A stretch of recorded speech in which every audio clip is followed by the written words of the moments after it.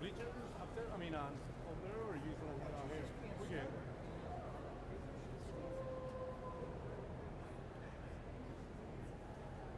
We found it.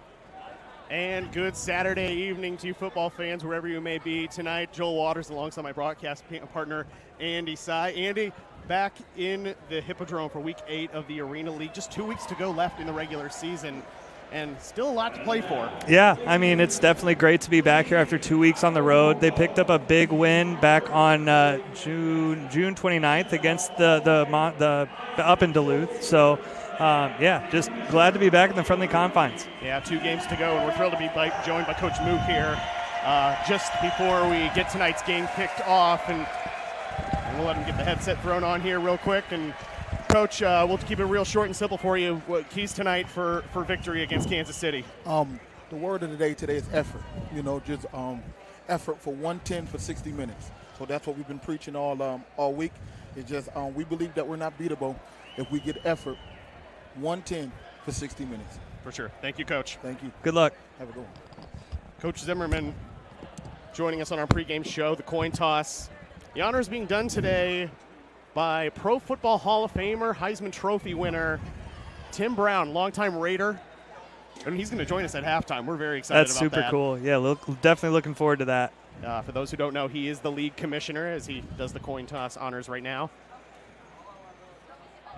Looking forward to that halftime interview. Iowa was coming in at 1-5, as you mentioned, Andy, getting that first win in franchise history back on June 29th in a road game at Duluth. They had the 4th of July weekend off, which is always nice, and then they went straight back up to Duluth, dropped another heartbreaker, but they're starting to come together, especially after a really hard-fought game in their last home appearance. Yeah, they're really starting to put the puzzle together a little bit. Definitely, like you said, coming together, and things are definitely moving in the right direction. So excited to see, like what Coach said tonight, that effort, a little bit more consistency in that area, and we'll see if they can put a whole 60-minute game together.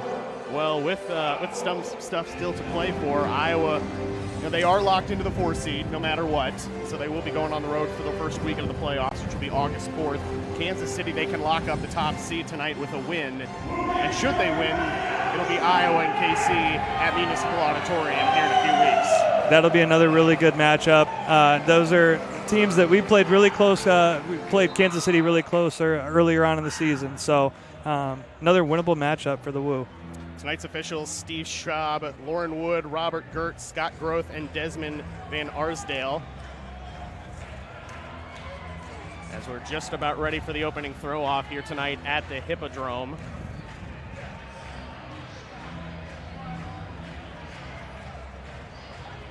Iowa wearing their home blacks with blue, teal numbers, black helmets. Kansas City in their road whites with teal numbers as well, a little bit lighter shade. I think Iowa wins this uniform matchup, in my opinion. Oh, for sure. They have the best uniforms in the league. No offense to the Lunkers. We did like their uniforms last time. Their uniforms were pretty cool, but this uniform matchup, Iowa definitely takes the dub. So here we go. It'll be JoJo Olibrice, who stepped in at quarterback last week up in Duluth. He's going to have the opening throw-off duties.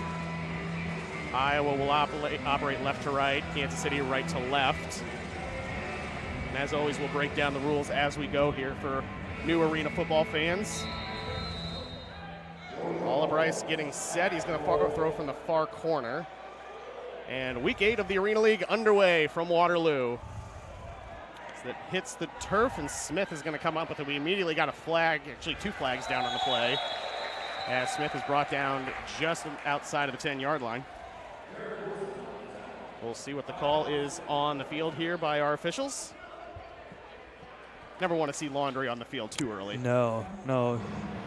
Kind of disrupts the non-existent flow of this game so far, since we're just getting underway here. It appears it isn't going to be against Iowa, so that'll move the ball up to midfield. So good starting field position for the Goats. And when we're talking about Goats, we're not talking about Patrick Mahomes here. Even though it is Kansas City. So 1st and 10 for KC. They're going to get a run up the middle, and it's going to be stopped immediately by Raj Lewis, the Birmingham, Alabama native and 2-time college football playoff national champion with the Alabama Crimson Tide. Absolutely blew that play up from the get-go. That play had no chance. Looks like he did get a slight gain, maybe about a foot, so 2nd and a long 9. Snap goes to Rakeem Cato, as Booth Smith is going to walk along the edges of the far sideline for the Kansas City touchdown, and already a quick lead for the Goats right out of the gate. That was a tough play for the Iowa defense to catch up to. Quick out there along the sideline. Receiver catches 1 block on the boundary and then just tiptoes his way right into the end zone. Something you need to know about Smith here, he leads the league in total receiving yards, averaging 103 a game. He also leads the Arena League with 20 total touchdowns, make it 21 with that one. Yeah, you can see why. He's got really explosive speed. So the Goats are going to go for a 1-point conversion from the 5, pitches it back to Martinez, scrambles. He's going to push to the end zone, but he's going to be taken back down at the 6. With a nice tackle made by Majors. It's a great open field tackle. Just broke the offensive player down and squared him up and wrapped him up. So with 13 and a half minutes to go in the first quarter, Kansas City doesn't convert on the 1-point attempt, but they do take an early 6-0 lead on the Woo. You know, you don't like to talk about moral victories very often, but that is, I would say, a win, holding them to just 6. Keeps them, 1 possession right in the game still. So and as Coach Mook just explained in our pregame interview, taking it, setting the tone early. Yep, 110% for 60 minutes.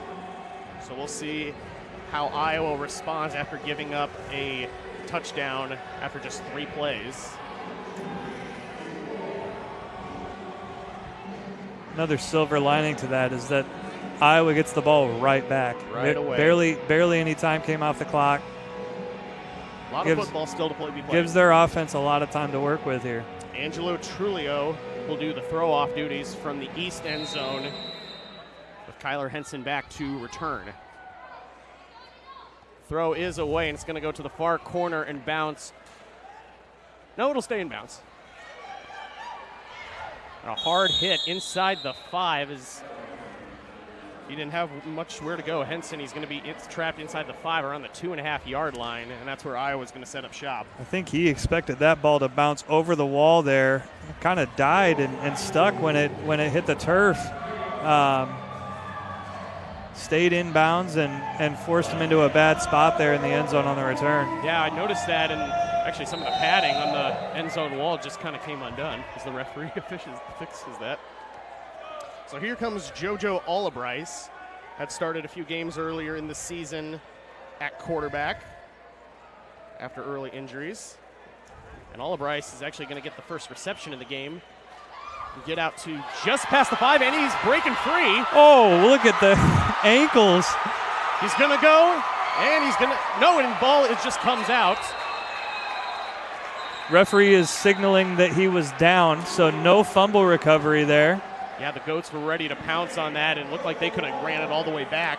They're celebrating like they recovered a fumble. They don't realize that the play was blown dead as player was down. It was a good call by the official, and we want to note there Vernon Sharp, one of the newcomers for the Woo, took the snap and pitched that over to Albrice on the near side. As he's going to lob this one up towards the end zone. Caught! Touchdown, Iowa! Flag on the play is going to be offensive pass interference there. Really physical play in the back of the end zone.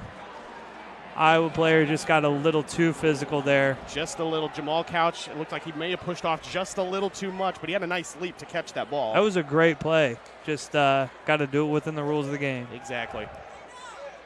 Clock stop with 12:04 to go. First quarter, Iowa trail 6-0 to Kansas City. And they're going to get backed up here on this offensive pass interference call. The play that set this possession up, though, that first play of the drive, just Iowa player gets pinned up, almost pinned up against the wall, breaks 2 tackles up on the boundary and breaks it all the way. Almost breaks it for a touchdown. Just about. Backs Iowa up to the KC 16-yard line. Still 1st and 10. Sharp takes the snap, fires to his left, caught, and slammed hard into the wall. That's Justin Brown. Nice pickup on first down. Yeah, it's great to kind of get back in the rhythm of the offense after that first down penalty. Couple newcomers, as we mentioned, to this team since our last home game already a month ago, but starting to try and gel a solid roster together as the season winds down. Yep. We'll see how they chemistry works out, knowing where everybody's going to be on the field. And another one newcomer, Jay Palmer, lined up just in front of Sharp. Sharp's going to run for it. He's going to look, fire to his left, incomplete. Almost intercepted. He's lucky to have that one back.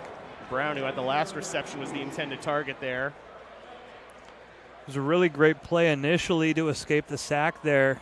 Just got to be a little bit smarter with the ball on the move, make better decisions, and don't try to force anything if it's not there.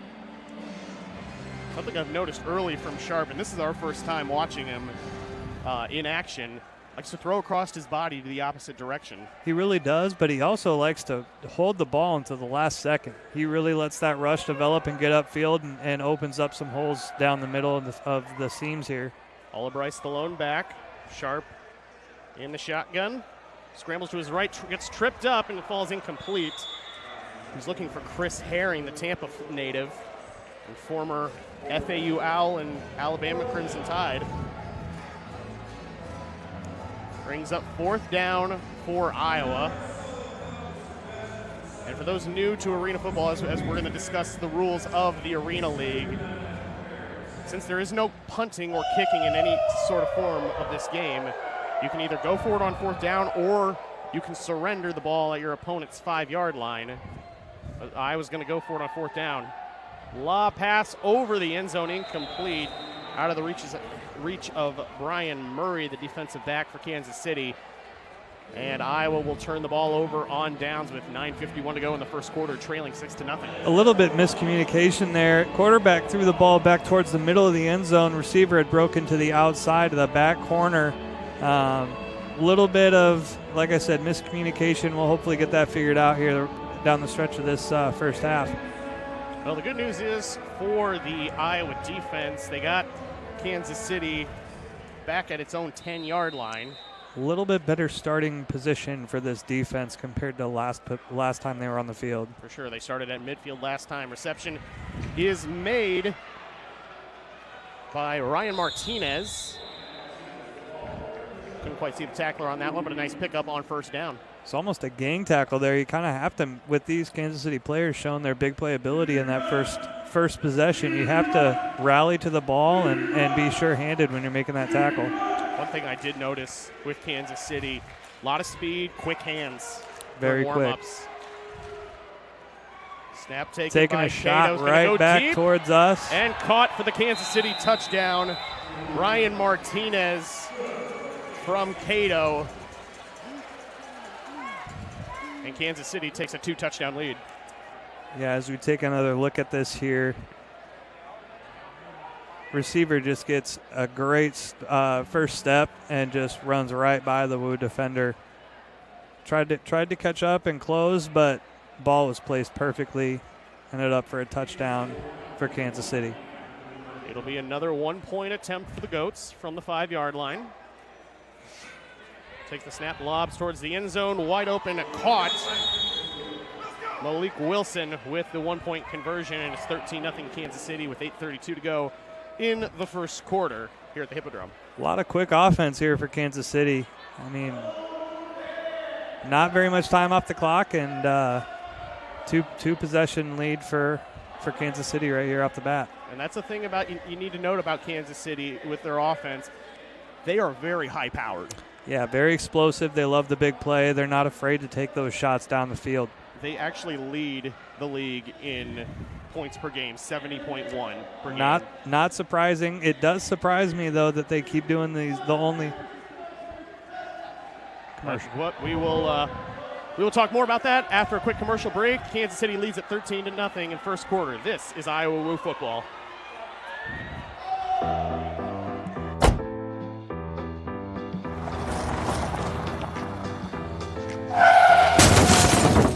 Oh, son of a... Odell Collision. We fix all your...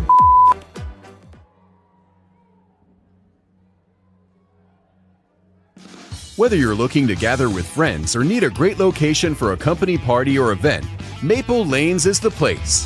You're sure to have fun with bowling, pool, pinball, and other party games. Who says team building can't be fun? Challenge your staff to volleyball or let us set up the bags court for you. Kingpin Social has a wide variety of great food and drinks to top off your experience. Whether it's 2 people or 200, Maple Lanes has you covered. Back in Waterloo, Kansas City leads the Iowa Woo 13-0 with 8:32 to go in the first quarter. And Andy, you're hoping that the Woo can strike back here quickly before falling in too big of a hole. Yeah, I mean, we had a really big explosive play in that first drive for the offense. Just couldn't cap it off. They had a offensive pass interference call that really doomed that drive. Here's actually going to be a little bit of a break for the Woo as Trullo's throw-off pass hits the ceiling. You can actually hear the metal Raptors rattle a little bit.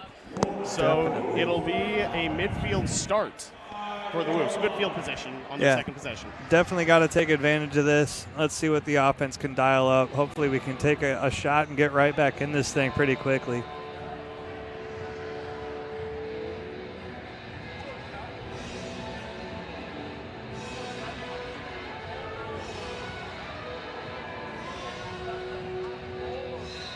Iowa preparing to go back to work here. Second possession of the game, down 2 possessions. So we're going to see Vernon Sharp back at quarterback here again. Nice reception made along the near sidelines. That's Daniel Crowell, who had a nice game about 4 weeks ago in Iowa's last home game against the Lunkers. Yeah, he really could. He made a concerted effort to get him the ball last home game, and he took advantage of the opportunity, coming through and making plays when it counted. Second and about 6, just inside KC territory. Sharp, the lone Woo player in the backfield, is going to throw across his body towards the end zone. just falls incomplete. Jamal Couch had a hand on it but couldn't rang it in. Tried to make a spectacular play there. Ball was thrown just a bit too far out in front of him, leading him away from the defenders. Great effort, just came up just a bit short. 3rd and 6. Clock continues to wind. 7.5 to go in the first. Iowa trailing Kansas City 13-0. Albright, the back. Sharp takes the snap, surveys, fires just to his right. I can't quite see. Did he catch that? They're making the call that it was a catch. All right. Well, I know Kansas City was obviously saying incomplete. I was rushing to get a play call here. So it will be a first down for the Woo. And we'll take a look at that nice reception here on replay. Our apologies, a few technical difficulties, but first down for Iowa. Handoff up the middle to Miles Goulburn. Oh, excuse me. That was Sean McFarland, another newcomer to this Iowa team. A nice first down run, picks up about 8. Yeah, right up to the 5-yard line, sets the Woo up with another great scoring chance here. And they're going quickly here. Handoff to Albright. He's taken down in the backfield. Ball loose. And it appears Iowa will retain possession. It was a big hit there to force that ball loose. Sharp. Iowa lucky to retain possession there. Yeah, Sharp who fell on top of it. But it'll back him up just outside the 10 to about the 11 or 12-yard line. Sharp, a high snap. Moves to his left, fires to the end zone. Caught, and he is in. Touchdown, Iowa. That was a 50-50 ball. Heck of a play by the Iowa receiver there to go up and strong hands and make the catch in traffic, and then come down, break a tackle, and work his way into the end zone. It's JoJo Albright with the reception. Like you said, kind of a 50-50 ball there.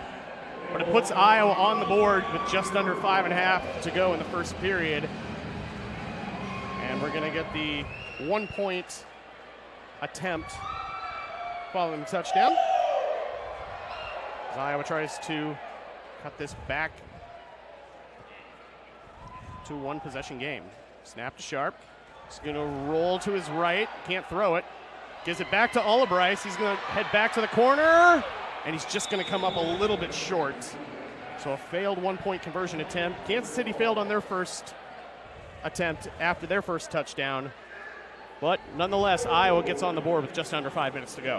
Yeah, that was it looked like a broken play of sorts. Quarterback rolled out to his right with everybody flowing to the left side of the field. So kind of another instance of miscommunication there maybe on the play call. Yeah, for what it's worth, nice pickup by Albright to get everybody moving back to the other side. Unfortunately, he came up just short of the end zone. Right, yep.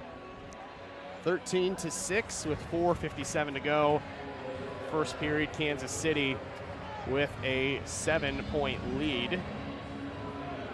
As Albright, who had that touchdown reception on this last possession, will handle the throw-off duties. Having a nice chat with one of the officials. Got a nice laugh out of the official there. For sure. It's getting close to college football season. Everyone's getting excited. Everybody, yeah. And a throw off by Albright straight down the middle. Ooh, takes a big hop. Kevon Smith will pick it up, and he's going to be taken down inside the 5. Nice defensive play by Iowa. I will say, Andy, one thing I've seen some improvement in from the last home game for the Woo, their throw-off consistency. We've only seen a few tonight. Yep. But, the last game we called together, some of those throw-offs were going kind of high, and that'll set your opponent up at midfield if it hits the ceiling. They were either going high or they were going out of play altogether, and those both set the opponent up at midfield and put the Iowa defense in a tough spot a lot of the times the last home game. So really good to see that improvement being made this week. 4 minutes and change to go. First period, Kansas City leads at 13-6 on their third possession at about the 3.5-yard line. And here we go. Kansas City's third possession of the game. Reception, a one-handed catch made. That was a heck of a play. An excellent reception by Ryan Martinez. We'll get another look at it here. Andy, what do you make of this play? Just another really athletic play to go up in front of 3 Iowa Woo defenders and just snag that thing out of the air with one hand and bring it down. Cato making some nice plays here as he will connect again with a hard push from behind. Looks like Boo Smith with the reception on that one. It'll pick up the first down on 2nd and short. Clock continuing to roll. Looks like he tried to go airborne there and paid the price, kind of. Took a hard hit from in the back while he was in the air. Yeah, that's definitely never fun.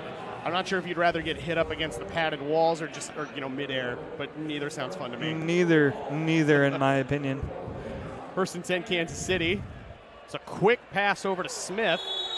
Incomplete. Yeah, it looks like he almost had his hands on it as his stomach was kind of pushed up against the padding of the wall just in front of his teammates on their side of the bench. It was a great defensive play there to ensure that incomplete pass. That would have been impressive. Knocking it loose. If he would have pulled that in, though. A high snap on 2nd and 10 and a near sack as that pass is caught by Malik Wilson, playing 2 ways tonight, both offensive and as defensive back. He'll push the ball into Iowa territory for another first down. Yeah, picks up another first down. They're just taking what the defense is giving them here, working their way down the field. A little over 2 minutes to go, first period. Kansas City 13, Iowa 6. Snap to Cato. Hands it off. Ball nearly flew out of the hands of Martinez, but he managed to pull it back down. How many times are you going to see that ball pop out but stay right in the breadbasket of the running back? That's a smart heads-up play, especially that if it's right there.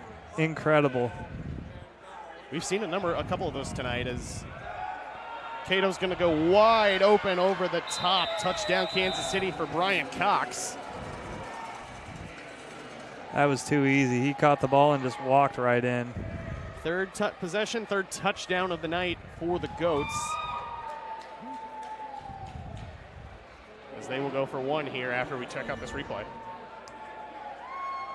Yeah, as we take another look at it here, just finds a seam down the middle of that Iowa Woo defense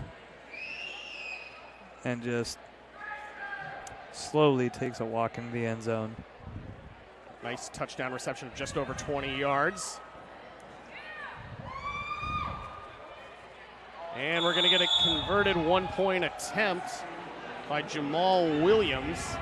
He was kind of down on the turf as he caught that. It wasn't quite sure. It was kind of up in the air, and a Woo defender in the area thought he might be able to knock it down. But nonetheless, Williams hauls in the 1-point conversion, and KC goes up 20-6 with just under a minute to go. Yeah, you never like to see a team get a 2-possession lead, but you got to remember if you're the Iowa Woo that you still have 3/4 of football left to play. So you take another look. Looks like the Kansas City receiver slipped on that play and was still able to bring in the catch for the 1-point conversion. 53.9 to go. First period. So we wait for the throw off from Trullo, who hit the ceiling on his last attempt.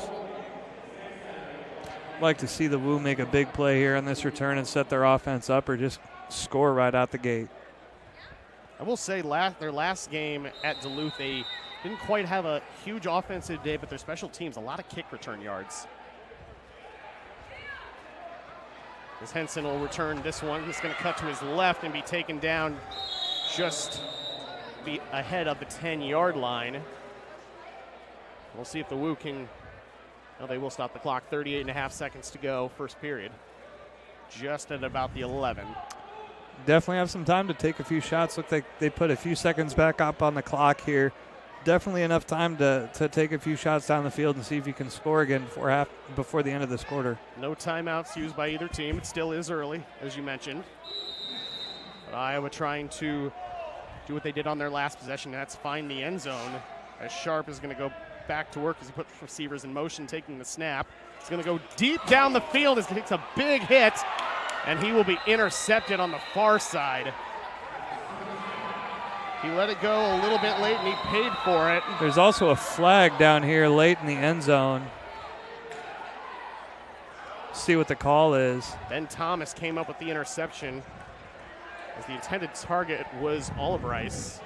Kansas City coach all the way in the middle of the field waiting for the call.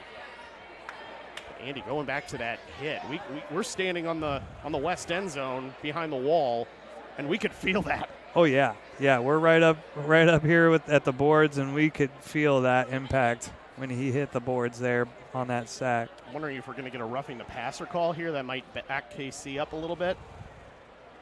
They have the ball currently at the 5, and here's what we're going to get from our head official here tonight. It will be a roughing the passer call against the Goats. And I believe Iowa's going to retain the possession. Yeah, the Iowa offense is staying out on the field here. So yes, Iowa will retain possession after the roughing the passer call on the big hit against quarterback Vernon Sharp. Takes away a big play by that Kansas City defense. Now Iowa has to take advantage of this and see if they can make something happen here. The interception by Ben Thomas wiped off the board. So it'll bump Iowa ahead to their own 10. As we wait to set the ball down. Oh, they're going to move them forward. I'd say if you need a few more than 5 yards on a roughing.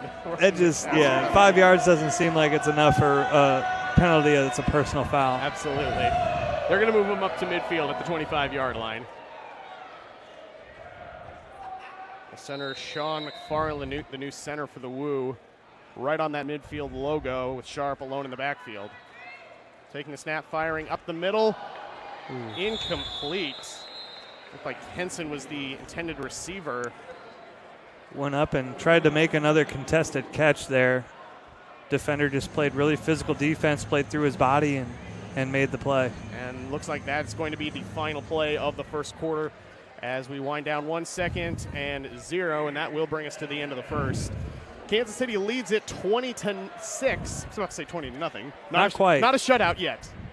But 20-0 Kansas City leads it at the end of the first. We'll be back with the second quarter right after this. This is Iowa Woo football.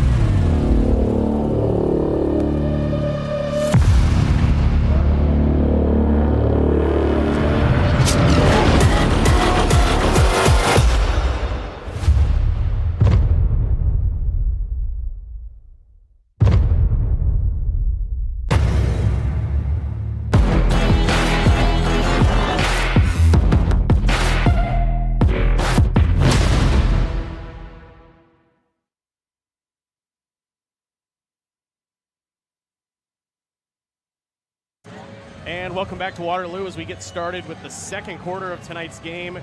Kansas City Goats leading the Iowa Woo 20-6. 3 possessions, 3 touchdowns for the Goats. Iowa in the middle of their third possession. They managed to get a little bit better field position, Andy, after a big roughing the passer call to start the possession. They're facing a 2nd and 10 from just beyond midfield. Got to see if he can take advantage of this field position here. Both teams flip ends. The Woo now operating right to left. Shaw taking the snap. Looks he's going to fire deep towards the corner of the end zone. Caught! Touchdown, Iowa! Jamal Couch reels it in, and Iowa back within one possession. That was a great play to adjust to the ball. He uses his body to shield himself from the defender and goes up and makes the play in the end zone. Well, you mentioned, Andy, Kansas City defending these passes well. Iowa took advantage of this one. Yes, they certainly did. Got the running start, got a step on the defender, came back, used his body, and just went up and made the play. You could see the defender on that replay. He just kind of let his momentum take him into the wall, and Couch was wide open. Yeah, he was able to stop and adjust himself and get ready to go make that athletic play. Good way to start the second quarter, and Iowa's going to go for one here to try and cut it to a 7-point game. Sharp scrambling. The final wide open. Daniel Crowell for one. He was just standing there. He was just standing, no movement at all. As we take another look at it here, he was able to just find a little hole in that zone and just sat down and waved hi to his quarterback and said, "Hey, here I am." Right in the front of the first O in Woo in the end zone letter. And Iowa cuts it to a 7-point game, 20-13, only 58 ticks off the second quarter clock. It's exactly what you wanted to see if you're the Iowa Woo coming back to start the second quarter. You wanted to be able to get back on the scoreboard early. So now if you're Iowa, you want to get a stop here. Definitely. You want to get the ball back to that offense as quick as you can. It looks like they're really starting to find a rhythm here. They've had a lot of successful plays this first half. A couple of just really unfortunate drive killers here to kind of stunt their offensive production. But other than that, they've done a really good job moving the ball down the field. Well, as we mentioned, we like to remind our fans of the rules of the Arena League. On defense, you can line up however you want. Offensively, kind of similar, but the one big rule is whoever lines up in the quarterback position cannot advance the ball past the line of scrimmage, as Booth Smith is going to return the throw-off. He's going to escape a couple defenders and go down at his own 20-yard line or so. Kind of another gang tackle there by the Iowa defense. Definitely. Boy, he took a shot there. Almost looked like he got picked up and dropped right onto the turf. Yeah. Totally random here, Andy, but are you getting some Houston Oiler vibes with these uniforms? Definitely that, or it's either that or some, almost looks like Tulane. A little bit of the Love You Blues from back when the Oilers played. Speaking of NFL, we mentioned in the first quarter, Arena League Commissioner Tim Brown in attendance tonight. He's going to join us at halftime. We can't wait for that interview. His pass falls incomplete, intended for Smith. Just out of the reach of the Iowa defender there, who went up to try and make a play. 13.5 minutes to go in the first half. Kansas City leads at 20-13, brings up 2nd and 10 on the incompletion. And Rakeem Cato, he's been crafty in this first half here so far. 3 drives, 3 touchdowns, commanding this fast-paced offense that leads the league in scoring. Takes the snap once again, fires directly up the middle, caught by Wilson, and dropped just inside Iowa territory. That was a great shoelace tackle there to stop him just before the sticks. Sets up this 3rd and medium, 3rd and short. Yeah, 3rd and about 4 yards. Just beyond midfield, receivers in motion. Cato takes the snap, fires up the middle, caught by Wilson. He's going to try and evade some defenders, see if he can get anywhere closer to the end zone. He won't reach the end zone, but he will pick up a KC first down. Almost broke that there. Broke the initial tackle, stayed on his feet, and it took 3 other Woo defenders to bring him down there. Looks like Derek Wilson among the Woo defenders in that tackle. 1st and goal for the Goats. Inside the 10. Inside the Miller Lite red zone. Cato rolling to his right, throws back across his body. Caught. Oh, and a wonderful play by the Kansas City offense. Wow. Jamal Williams caught the pass from Cato, who's on the near side of the field, who, as he was getting tackled, flips it to one of his teammates in the end zone. Couldn't quite see who caught on that. We'll get the replay here to take another look, but a great offensive play, Andy. Once again, you see an example of the flow of the game going all the way from one side of the field all the way back to the other. Brian Cox with the score there. Great play. Pitch back to Martinez. He's going to run straight in, untouched, for the 1-point conversion. And just like that, with just under 11 and a half minutes to go till halftime, Kansas City up 27-13. Puts the pressure back on Iowa to try and answer again on offense. A lot of scoring going on here in this first half. Absolutely. We love to see that in the Arena League. Those big plays. Four possessions and 4 touchdowns for the Goats, showing why they're in first place. And again, if they win this game tonight, they will lock up the top seed in the Arena League playoffs, and they would actually host Iowa on August 4th in the semifinals of the postseason. Yep, set up another showdown here with the Woo, and be another high-powered offensive game, I'm sure.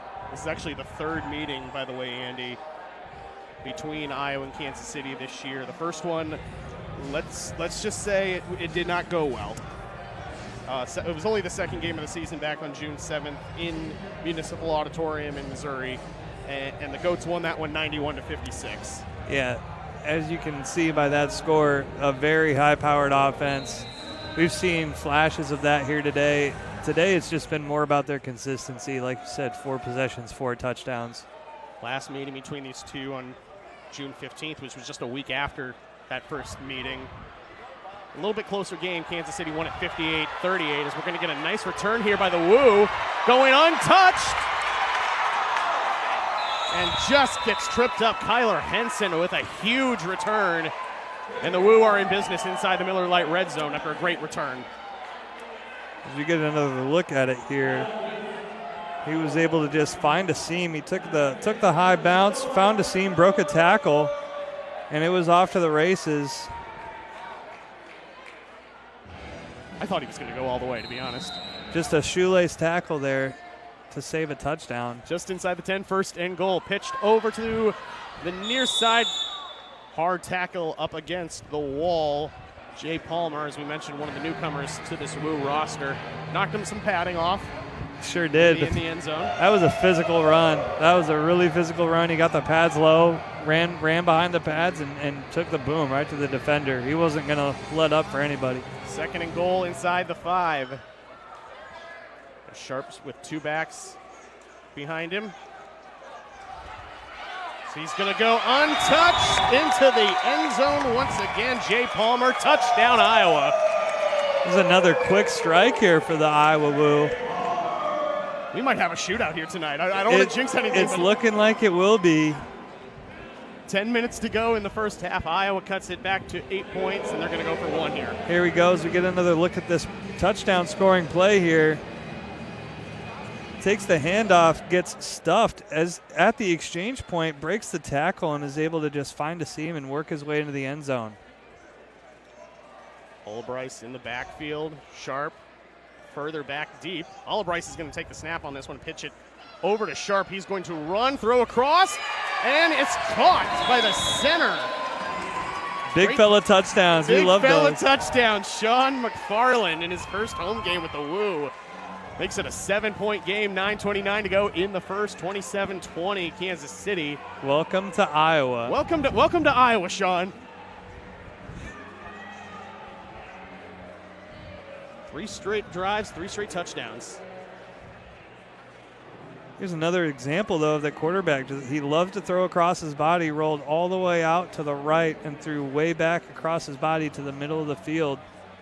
Found his center standing there waiting for that ball. Wide open in the end zone.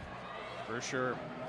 Well, we were talking a moment ago, Andy, about this potentially could be a shootout. Already 47 points scored in this game. And there's still 9.5 minutes to go before halftime. Exactly. Well, one of those factors is the shorter play clock. You only get 25 seconds.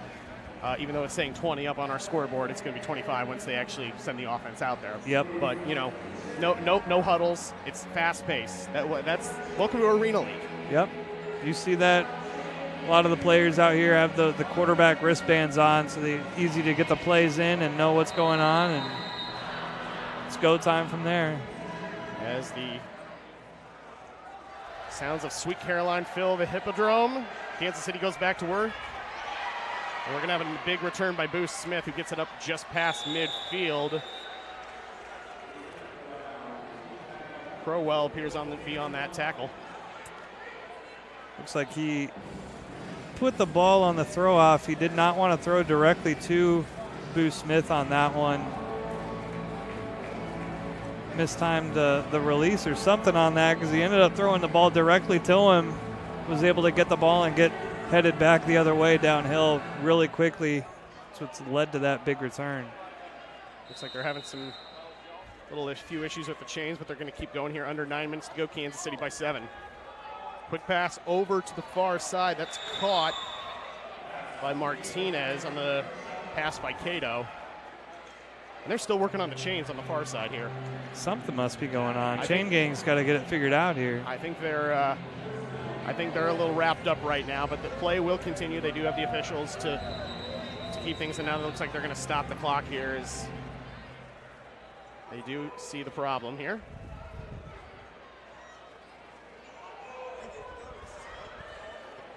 At least got to get the down marker there. Exactly. You can count 10 yards off, and especially if it's on a yard line. Looks like they're going to be at the 15. So they'll need to get to a 5. You can do the math there.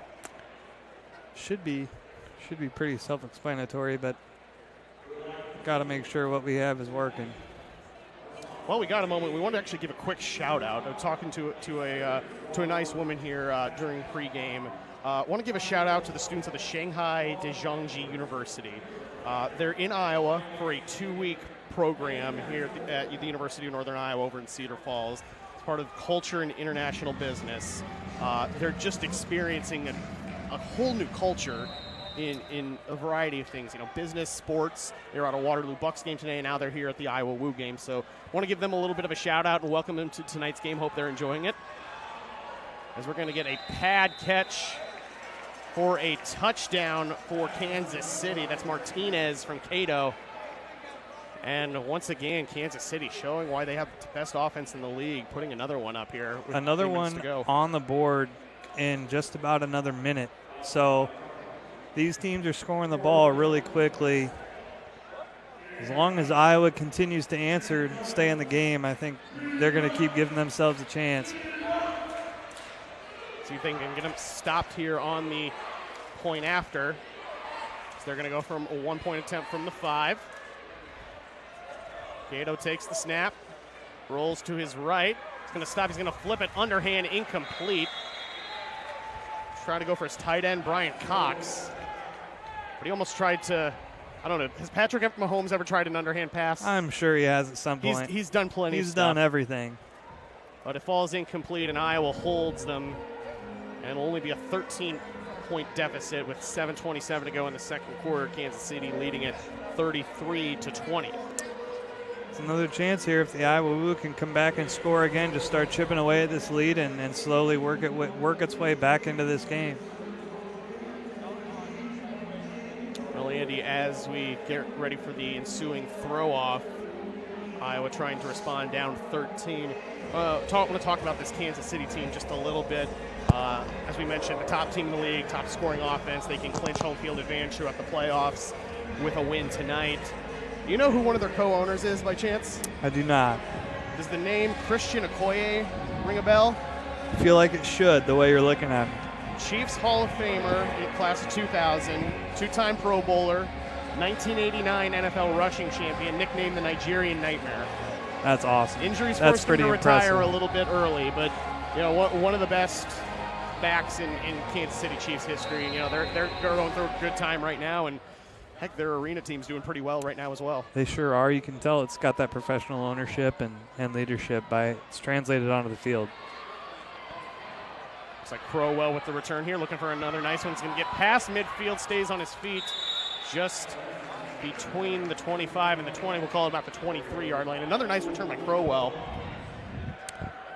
That one wasn't as much of the speed. It was more of a patient return by him. He was just kind of picking his way up the field, finding the seams that were available to him and just taking advantage of them when they presented. Iowa looking for their 4th straight touchdown. They've had touchdowns on their last 3 possessions. trying to answer Kansas City's. Sharp taking the pass. It's going to go deep downfield, just a little far, incomplete. As he was looking for Crowell, or excuse me, Crowell. He had the center wide open in the other corner of the end zone. Just didn't quite get through the progressions there to see the open guy.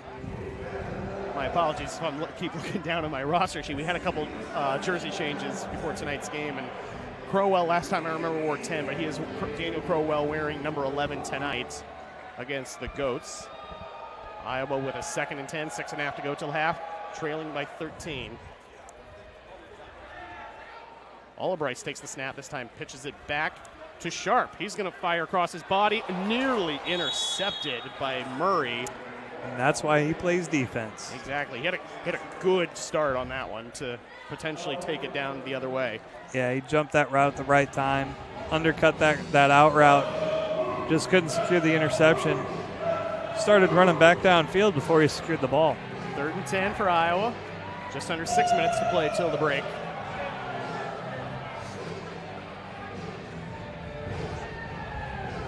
Looking for their 2nd win of the season. Sharp lobs it up to Albright. He's going to pick up a couple, but nothing more as he's taken down at about the 20-yard line, Yeah, just about gain of a yard or so. And decision time for the Woo. Again, since there is no punting in the Arena League, you have the option of either going forward on 4th down or surrender the ball at your opponent's 5-yard line. And it looks like the offense is going to stay out here on 4th and about a long 8. Again, you don't have to score on this play. You just got to get the 1st down, get a new set of downs, and go right back to work. Need to get to the 12 for some high snap to Albright, and the ball is going way into the backfield. And it's a dog pile for that one, and Sharp's going to land on top of it, but it's going to set up excellent field position for Kansas City. Back at the 10-yard line. Yeah, that's a tough way for that drive to end for the Woo.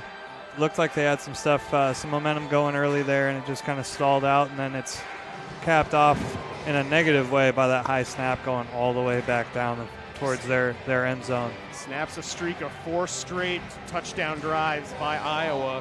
Puts their defense with the back up against the wall here. And Kansas City looking for their 6th touchdown of the game. They've scored on each of their previous 5 drives in the end zone.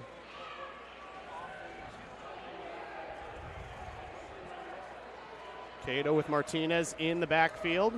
Expect him to be in motion. Cato takes the snap, hands it to Martinez. Cuts left and right, going to be taken down in a gang tackle. Derek Wilson among those in that pile. Just outside the 5-yard line there. Like you said, gang tackle, way to be sure-handed to make the stop. Brings up 2nd and goal. Iowa trying to hold here. Cato fires high to the end zone. Nearly tipped away, bobbled around. What a nice defensive play by Lewis. It was almost intercepted twice by Lewis there. He had his hands on it a couple of times, just couldn't quite make the play. Solid stop, though, brings up 3rd and goal from the 5. Or sure, I should say just outside the 5 at the 7. Would be very big if Iowa can get a stop here. They'll have to throw off to start the 2nd half. Pass high to from Cato is caught by Williams for the Kansas City touchdown, and that's a 6th straight score for the Goats. Putting the Woo in a tough spot here, now down 39-20 with just about 3.5 to play here before halftime. As we get another look at this touchdown here. Fakes the handoff and just has a nice, easy lob right over the first line of defense there.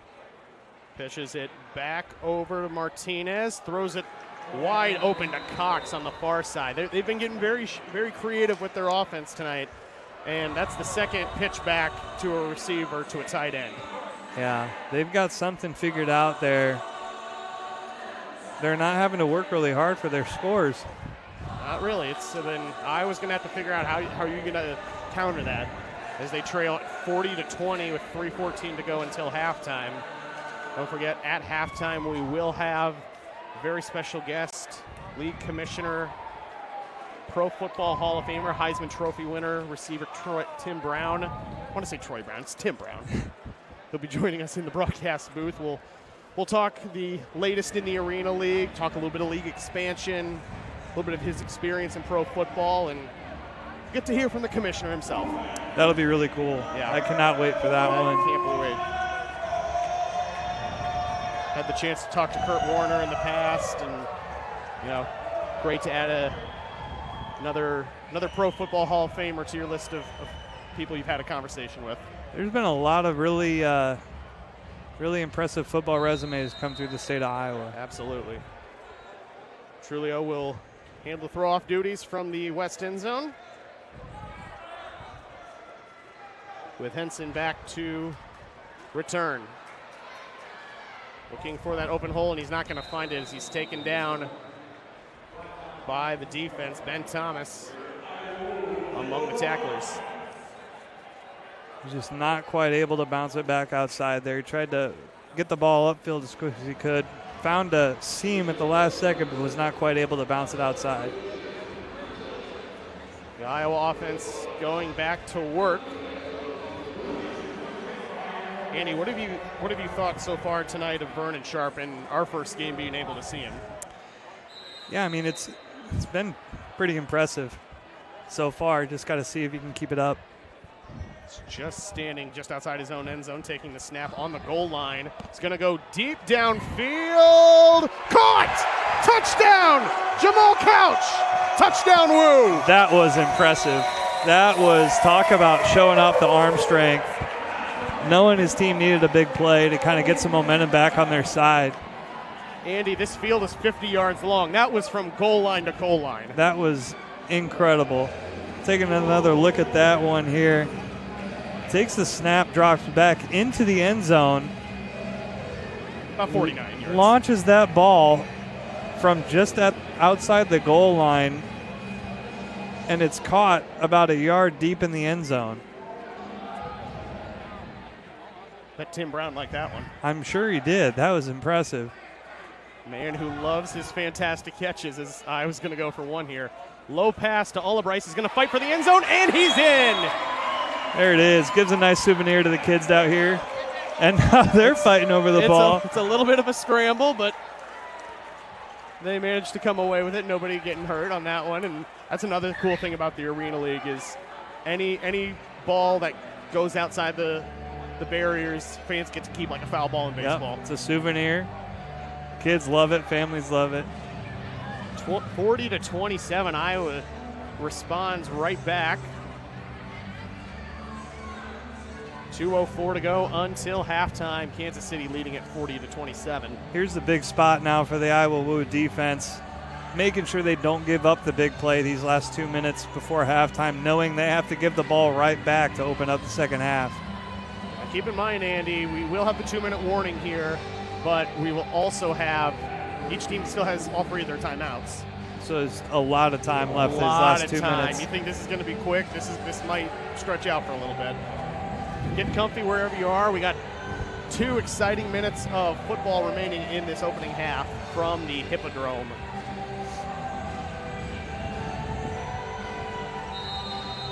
And Olibrice will handle the throw-off duties once again. He's done it all night, and we'll do it once again with Boo Smith back to return.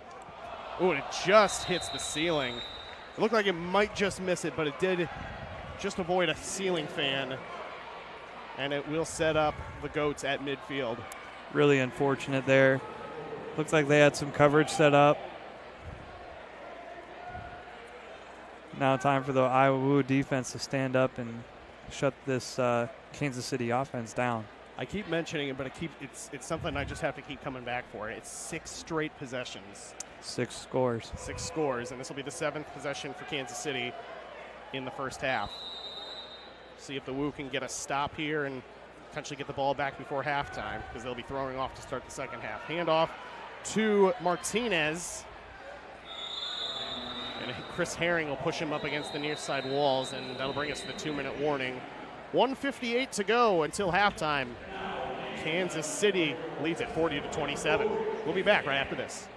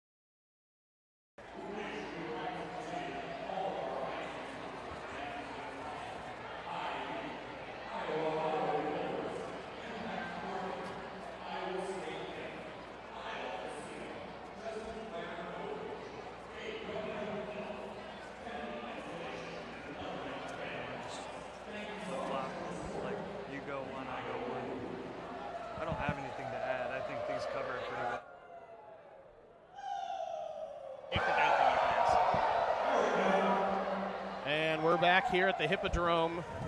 Kansas City is going to have excellent field position here on 2nd and about 3, as they were set up at midfield by a throw off into the ceiling. All 3 timeouts remaining for both teams. Iowa trying to snap a 6-possession streak with the Goats finding the end zone. Iowa has scored on all but 2 of their possessions in which they turned it over on downs, but had momentum for sure. Definitely. Now it's just up to the defense, like you said, to get another stop and see if we can get that ball back for the offense before halftime. Make a big play. Here we go. Receivers in motion. Handoff up the middle. Martinez will pick up the first down there. Yeah, they've been handing it off to him a little bit more recently. Got a little bit more size to him. Usually you see your running backs a little bit smaller, a little more compact and strong, but he's done an excellent job so far. He sure has. He's gotten downhill really quick. Looks like they're going to hand it off to him again. No, they're going to roll to the right, and he's going to get a reception here. That's a great job wrapping him up in the open field there. Derek Wilson, the Houston, Texas native and product of Houston Christian University. He got Martinez at the ankles, and then Martinez kind of fell awkwardly into the near wall. So we'll get it. Looks like we're going to get a timeout here on the field. First timeout of the game. It's going to be called by Iowa with 1:14 to go. The Woo trailing at 40-27.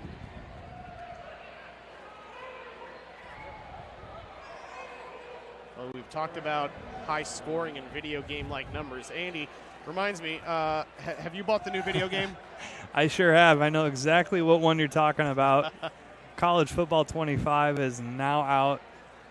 That's not a promotion, by the way. It is not. Not sponsored by any means. But you know something I did notice because they started Team Builder yesterday? Someone did build, and we're going to get a whistle here real quick. Well, they're going to reset the game clock to 1:22. A little bit of clock issues.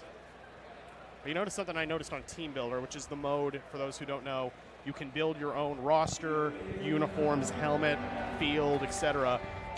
I typed in Iowa-related teams, and you know what one of the first ones I saw was? Sure, it was the University of Northern Iowa. Well, of course, but I saw Waterloo Woo. I saw that as well. That was pretty obviously cool. We're the Iowa Woo for branding, but I was very impressed to see someone had built the Iowa Woo into the new EA video game. Definitely going to have to play with those guys. Yes. 3rd and 5 for Kansas City. As Cato rolls to his right, fires to the end zone, and it'll be caught for the Goats touchdown. Boo Smith, the league's leader in touchdowns, scored, finds his 2nd of the night, and Kansas City jumps ahead 46-27 pending the PAT attempt.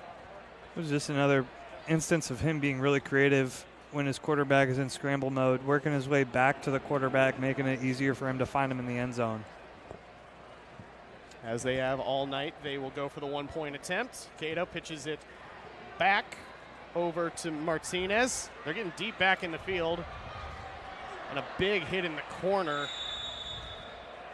They're calling it incomplete. Oh, wow. He might have been just a bit short on that one. But a little bit of a wild play as it was pitched back and back again. Back again. And they were I would say, at about almost at midfield. Exactly. I think maybe a little bit further than a deep pass across the field to the near side of the end zone corner. To us, it looked like he was in, but we can't quite see with the angle we have. But nonetheless, the Woo are going to take that. They'll trail by 19 with 1:14 to go until halftime, 46-27. And Iowa's got 2 timeouts remaining, Kansas City 2 as well. Seeing if they can get another score up on the board before halftime. Yeah, definitely. Just got to keep doing what they've been doing. They've had some success on offense. They've been able to hit those big plays when they really have needed them. They can definitely score here before this 1:14 is up. Trulio will once again handle the throw-off duties.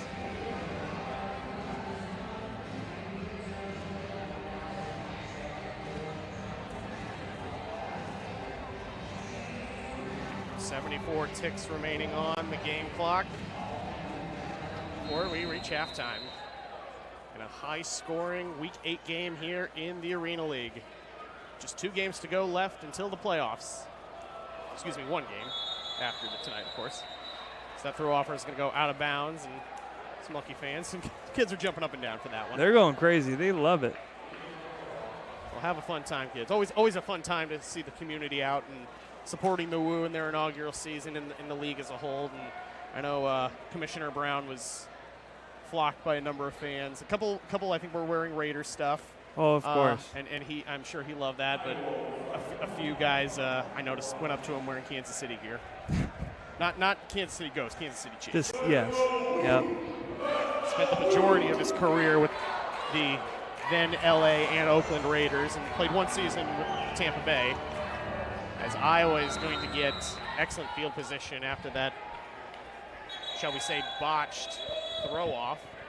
They'll start at midfield, but we're going to get a whistle first.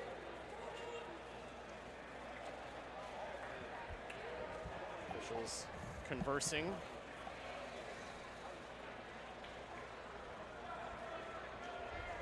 Never mind, false alarm, play on.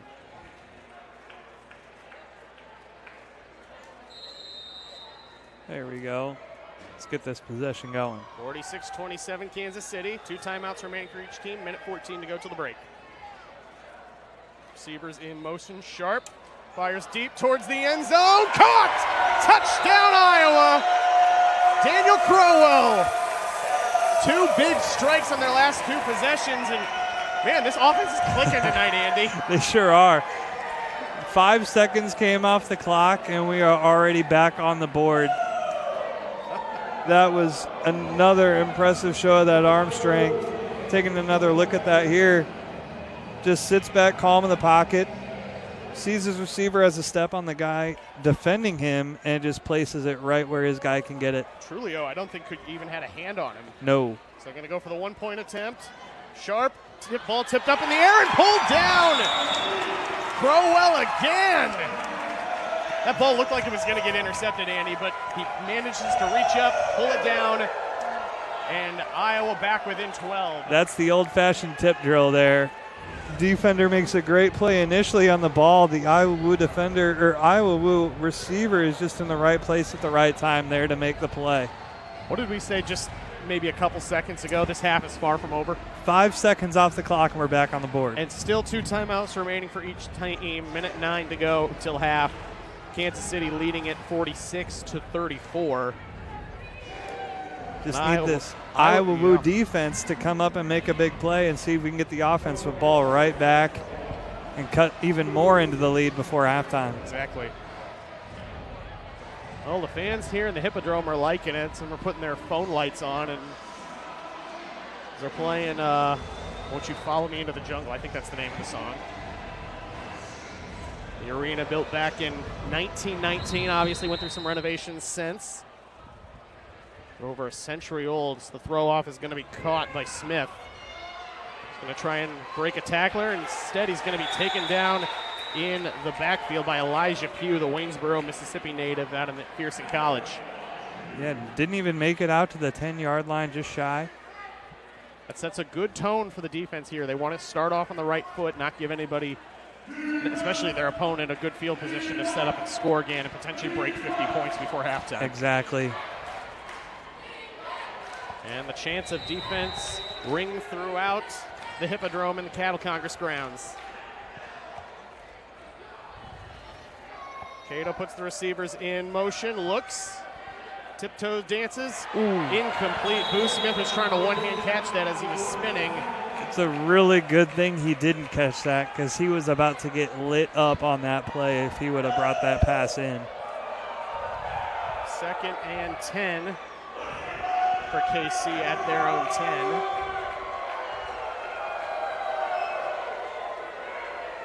And the fans continuing to make some more noise here. They don't want to see another touchdown. They want to snap this scoring streak by the Goats. Cato back to pass, looks, fires, caught. Oh, that's by a Williams. big-time great tackle there in the open field. Williams with the stop of Jamal Williams. As it appears Iowa's going to burn their 2nd timeout. Or no correction, I think we are going to get a timeout. I think they also have some clock corrections as well. Coach Mook gathering his guys up as they prepare to face a third and a long 9 out of this timeout. Yeah, I mean, so far it's been 2 great plays by this defense, flying to the ball, keeping everything in front of them, but they're really making their breaks on the ball when they see the ball get thrown. Being sure-handed tacklers, too. Not trying to foreshadow anything or jinx anything here, but if Iowa was able to get a stop here on 3rd down, Kansas City may have to seriously consider surrendering the ball. Again, if they choose to surrender the ball on 4th down, it would go back to the Iowa 5 because obviously there's no punting in the Arena League. Correct. But they have to get a stop here on 3rd and 9. Cato's going to put receivers in motion and take the snap as here comes the blitz from his left side. Fires across the field, caught by Smith. And I think I just jinxed them there, Andy. I did. I tend to do that, but a nice sure reception by Boo Smith and puts the Goats into Woo territory. Still a chance for Iowa to get a stop here. Just don't give up points here before half. A lot of time left with 43 seconds. Clock rolling, 46-34. 2 timeouts for the Goats, 1 for the Woo. Cato rolls to his left, fires across his body, caught, touchdown Kansas City. Boo Smith is 3rd of the night.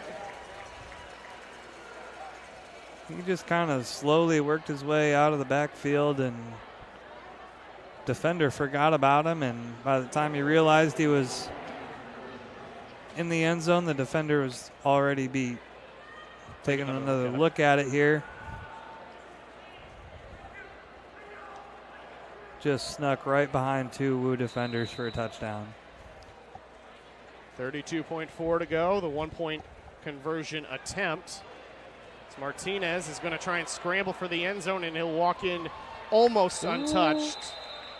Got hit a little bit as he was waltzing in, but it'll put Kansas City up 53-34 with 32.4 to go on the break. Yep, that was a tough one for the Woo defense there. Was able to make the first man miss on that conversion. He did take a shot there as he crossed the goal line.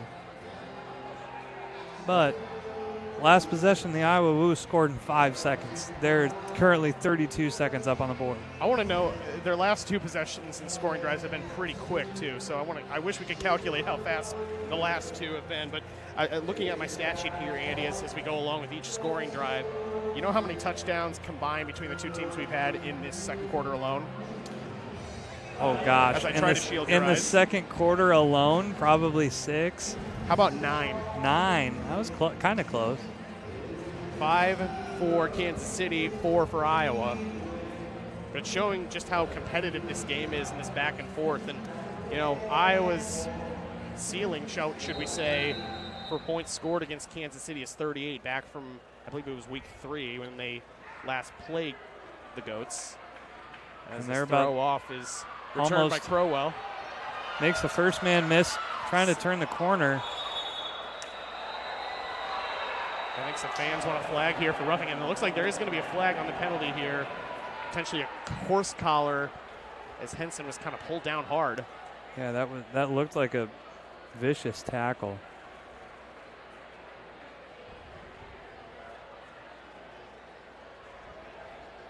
Well, whatever the call, it'll be a 1st and 10 for Iowa with 26.2 seconds to go in the second quarter, trailing it 53-34 as the officials are discussing the laundry on the field.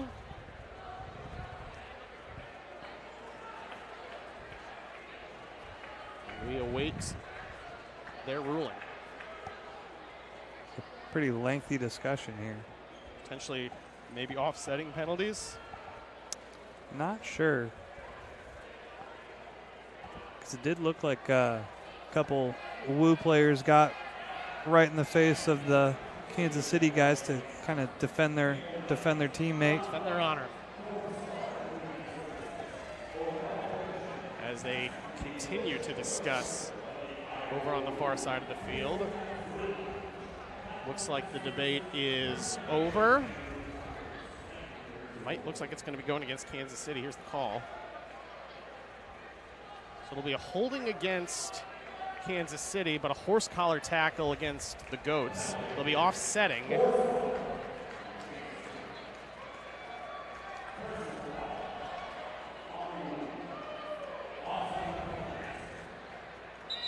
As we're waiting for the ball placement. Oh, it looks like they're going to rethrow, maybe. Yeah, I think it looks like they did have the option there. I know the chain gang looks, yes, and they will rethrow this.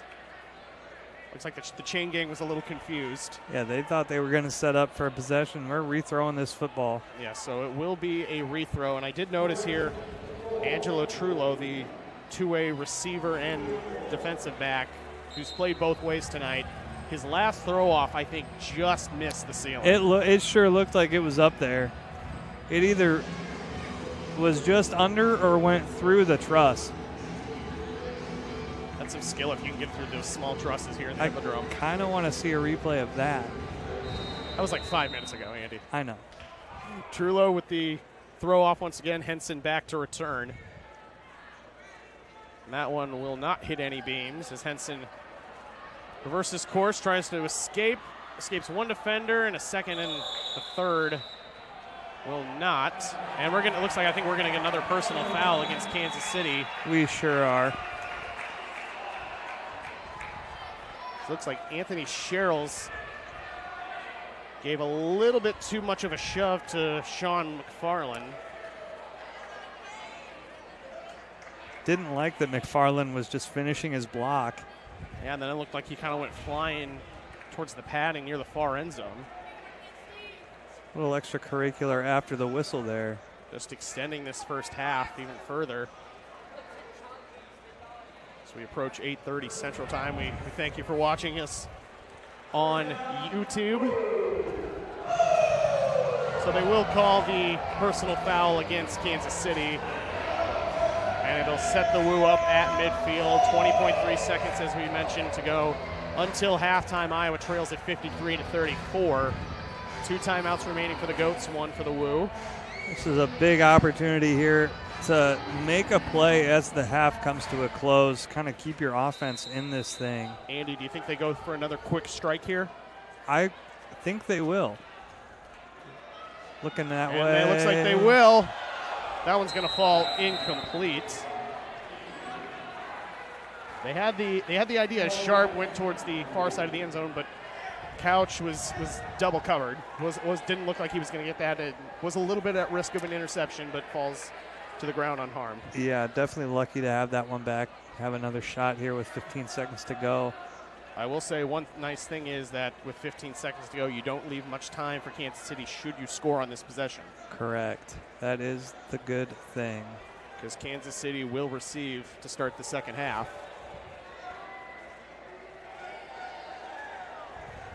Ola Bryce in the backfield with Sharp. 2nd and 10. Sharp takes the snap, rolls to his right,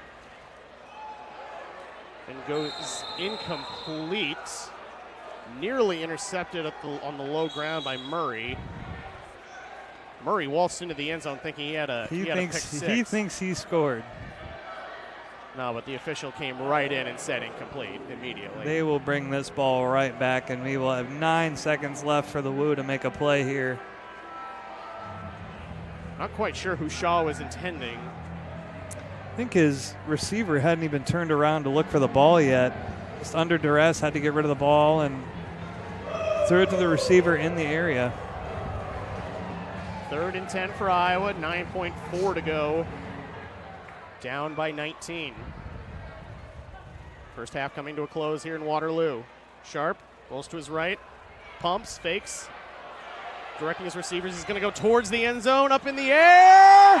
No signal. Touchdown, Woo, let's go. A contested reception, and it looks like Justin Brown's going to come down with this one.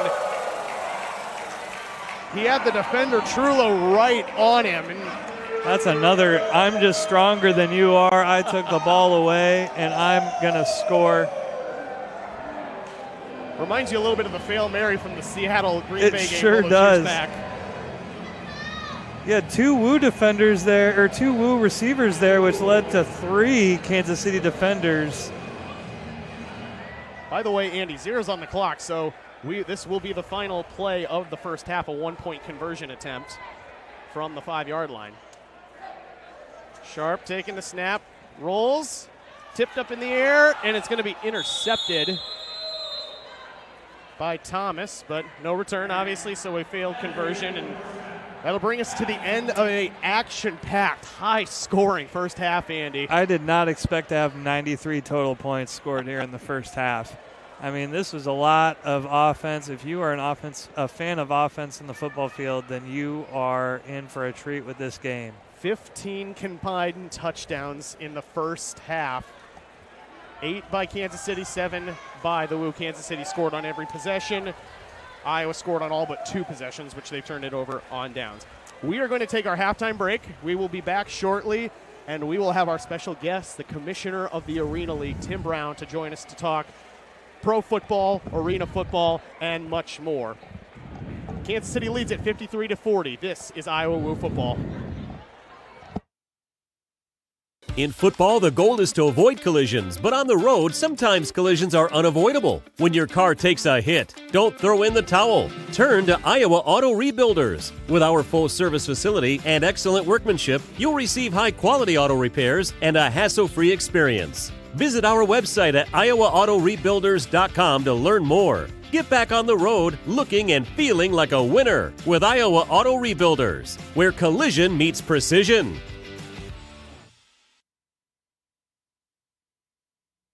Good food means different things to different people. That's why there's a local place on the south side of Waterloo everyone can agree on. Highway 63 Diner. Our menu satisfies the taste buds of all ages, with entrees for adults, burgers and sandwiches for the kids.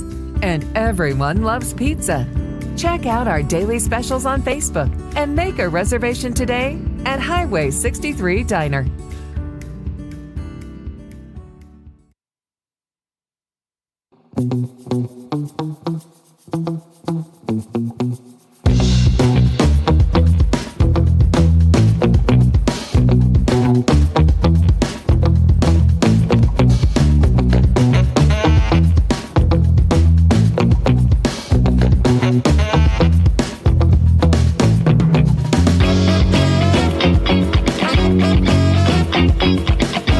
It's Ron Steele's 50th anniversary at KWWL.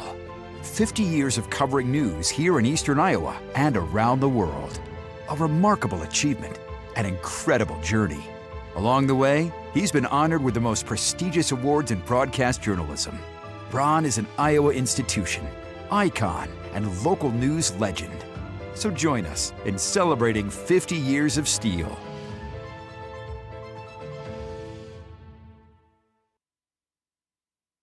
Cedar Valley Sportsplex is senior-focused. Take a class or work out on your own.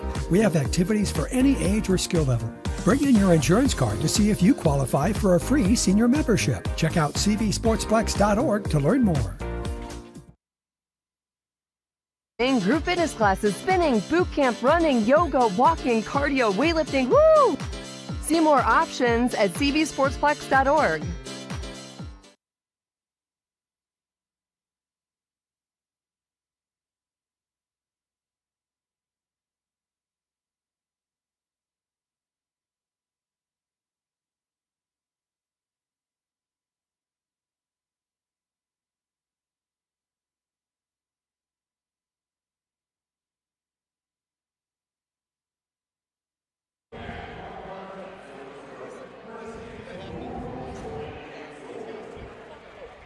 All right, football fans, welcome back to the Hippodrome. Halftime here. Kansas City leads at 53-40, and we are pleased to be joined by the commissioner of the Arena League, Heisman Trophy winner, Pro Football Hall of Famer, Tim Brown. Tim, we're thrilled to have you here tonight. Good to be here, no doubt about it. Well, we're going to start it off here for you, and ask, how did you transition from such a historic playing career with the Raiders and the Buccaneers to now a commissioner of a pro sports league?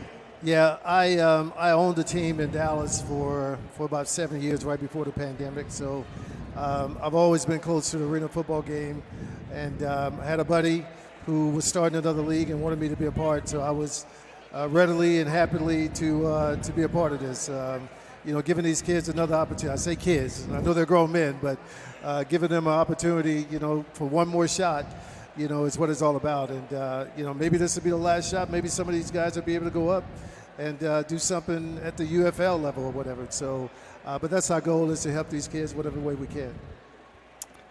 What was so attractive about bringing a team specifically here to Iowa, bringing this to this community in particular? Yeah, one of the things that we do before we select a city is we put fillers out. You know what I mean? What do the people think? Would they support something of this nature? And overwhelmingly, the people here said that they would support it. And from what I hear, it's been going pretty well with the support. So walk around, you see Woo T-shirts on and hoodies and all that. So you know that people are, buying in on what's happening. On the subject of selecting cities, some news recently in the league in terms of expansion. Eau Claire, Wisconsin, and Hot Springs down in Arkansas are going to join the league in 2025. Actually just announced the mascot for the team up in Wisconsin. How exciting is that to see the league, after just 1 year with 4 teams, jump to 6 in its second? Yeah, we're really excited about that, and we're trying to get it to a max of about 12 teams. We just got to find more areas around here, right? So the last thing we wanted is the kids, having to take 10-hour bus rides or whatever. So I think from that standpoint, looking at what's going on in Eau Claire, Hot Springs, it's a pretty interesting time. Everybody's is really excited about what's happening. With the playoffs right around the corner, season's kind of winding down here. Can you give us your thoughts on maybe the overall state of the league in its inaugural year? Yeah, we're pretty excited. I think when you look at the 4 teams and the 4 cities, I don't think we have many complaints. I'm sure the Woo would like to win a couple more games, but other than that, I think things are going as planned as far as the overall state of the league right now. So again, with expansion coming next year, it should only be bigger and better as we move forward. That's awesome. Thank you. We got one more for you and let you get back to the fans. We got over 90 combined points in this first half, and I'm sure you've seen your fair share of high energy, high scoring catches. Just what are you making of this game tonight and this crowd?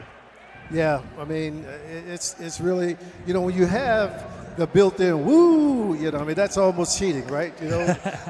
Because that's just a normal thing that you do at football games, Matter of fact, we used to have a guy in the locker room who we called the woo-woo guy. Because once he get the ball, everybody would woo, woo, you know what I mean? So, most of the time that was me, but but other than that, no, look, I think things are great, and just happy to be here and happy to see the support that this team has. I think we need a couple more woo-woo people just to bring it in here. Ladies and gentlemen, the commissioner of the Arena League, Tim Brown. Thank you very much.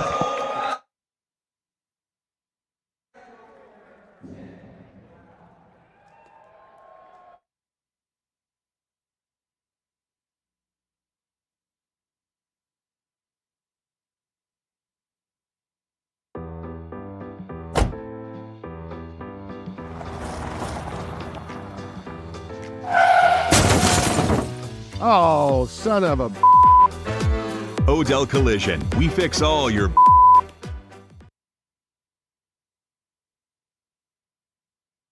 Cedar Valley Sportsplex is senior focused. Take a class or work out on your own.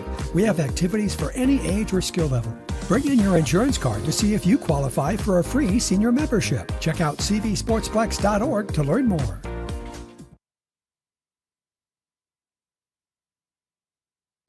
Whether you're looking to gather with friends or need a great location for a company party or event, Maple Lanes is the place. You're sure to have fun with bowling, pool, pinball, and other party games. Who says team building can't be fun? Challenge your staff to volleyball or let us set up the bags court for you. Kingpin Social has a wide variety of great food and drinks to top off your experience. Whether it's 2 people or 200, Maple Lanes has you covered. Here are just some of the many options at the Cedar Valley Sportsplex. Volleyball, swimming, group fitness classes, spinning, boot camp, running, yoga, walking, cardio, weightlifting, woo! See more options at cvsportsplex.org.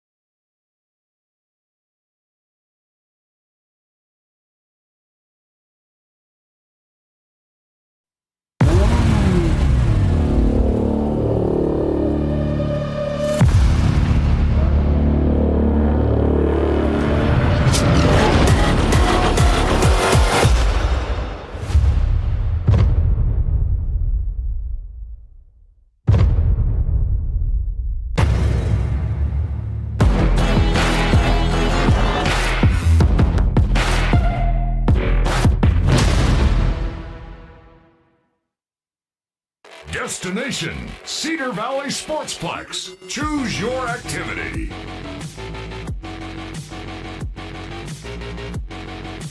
Now it's your turn to choose at Cedar Valley Sportsplex.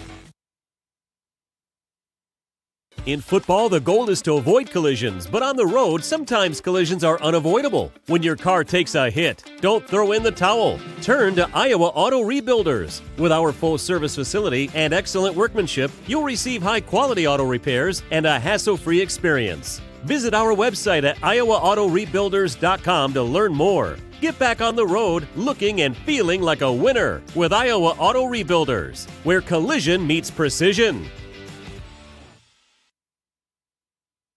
Good food means different things to different people. That's why there's a local place on the south side of Waterloo everyone can agree on. Highway 63 Diner. Our menu satisfies the taste buds of all ages, with entrees for adults, burgers and sandwiches for the kids. And everyone loves pizza. Check out our daily specials on Facebook and make a reservation today at Highway 63 Diner.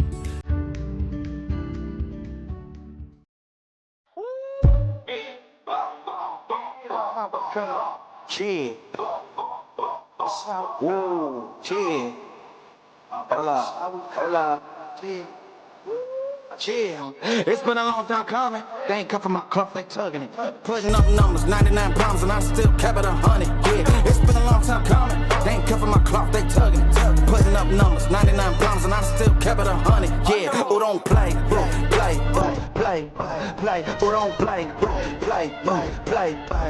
Who don't play? Play.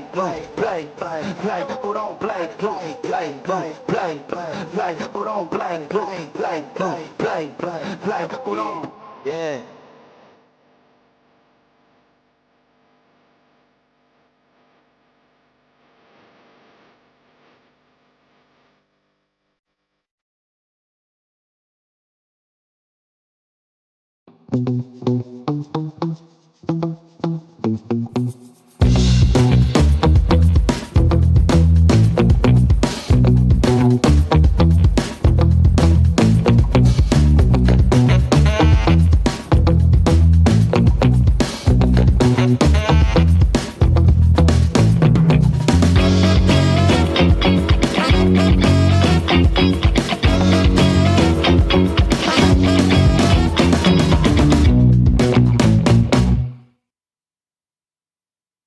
Cedar Valley Sportsplex is family-focused. We offer childcare for kids while you work out, or they can enjoy various youth sports and activities. We also have party packages for birthdays. Check out cvsportsplex.org to learn more.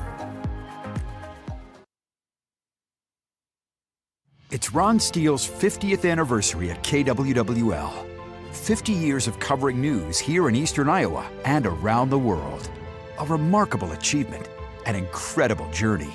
Along the way, he's been honored with the most prestigious awards in broadcast journalism. Ron is an Iowa institution, icon, and local news legend. So join us in celebrating 50 years of Steel.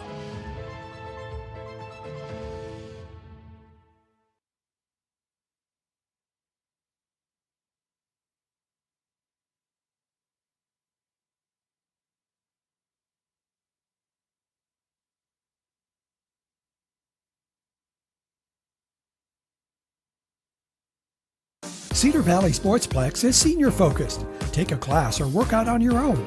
We have activities for any age or skill level. Bring in your insurance card to see if you qualify for a free senior membership. Check out cvsportsplex.org to learn more.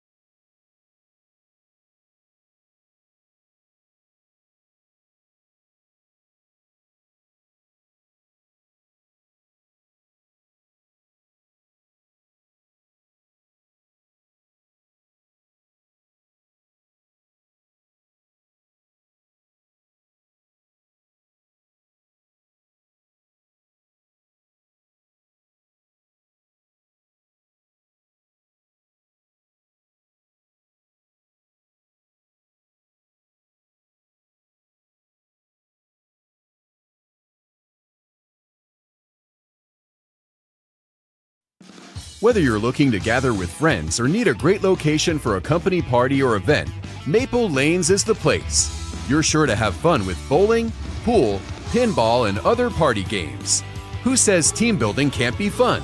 Challenge your staff to volleyball or let us set up the bags court for you. Kingpin Social has a wide variety of great food and drinks to top off your experience. Whether it's 2 people or 200, Maple Lanes has you covered. In football, the goal is to avoid collisions, but on the road, sometimes collisions are unavoidable. When your car takes a hit, don't throw in the towel. Turn to Iowa Auto Rebuilders. With our full-service facility and excellent workmanship, you'll receive high-quality auto repairs and a hassle-free experience. Visit our website at iowaautorebuilders.com to learn more. Get back on the road looking and feeling like a winner with Iowa Auto Rebuilders, where collision meets precision.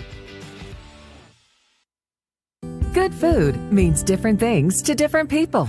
That's why there's a local place on the south side of Waterloo everyone can agree on. Highway 63 Diner. Our menu satisfies the taste buds of all ages, with entrees for adults, burgers and sandwiches for the kids. And everyone loves pizza. Check out our daily specials on Facebook and make a reservation today at Highway 63 Diner.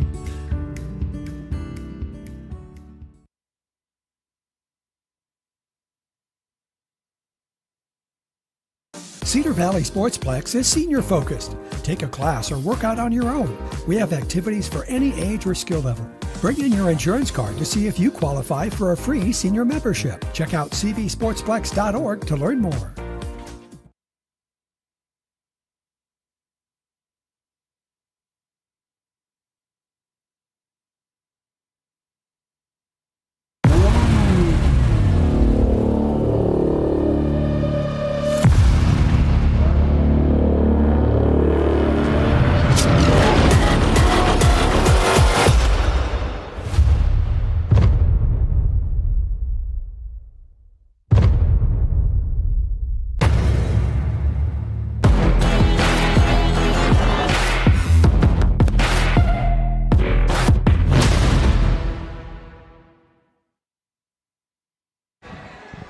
And we welcome you back to Waterloo, Iowa, inside the historic Hippodrome on the National Cattle Congress grounds.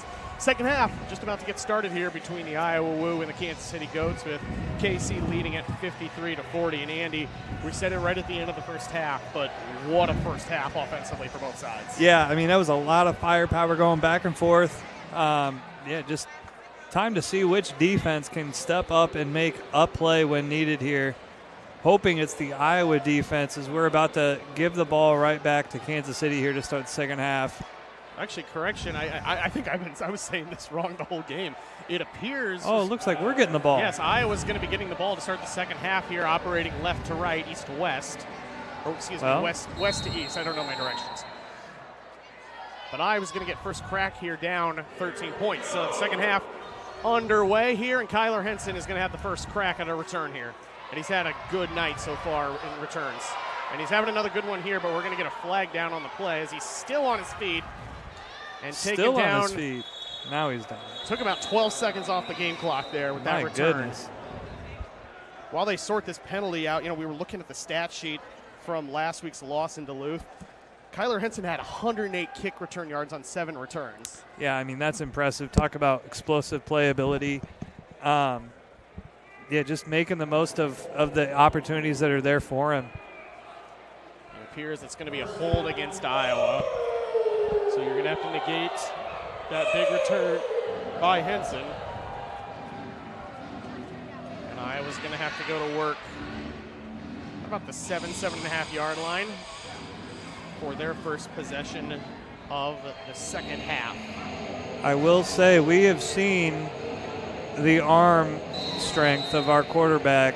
He has been able to throw the ball the length of this field with no issue. So field position really shouldn't be that much of an issue.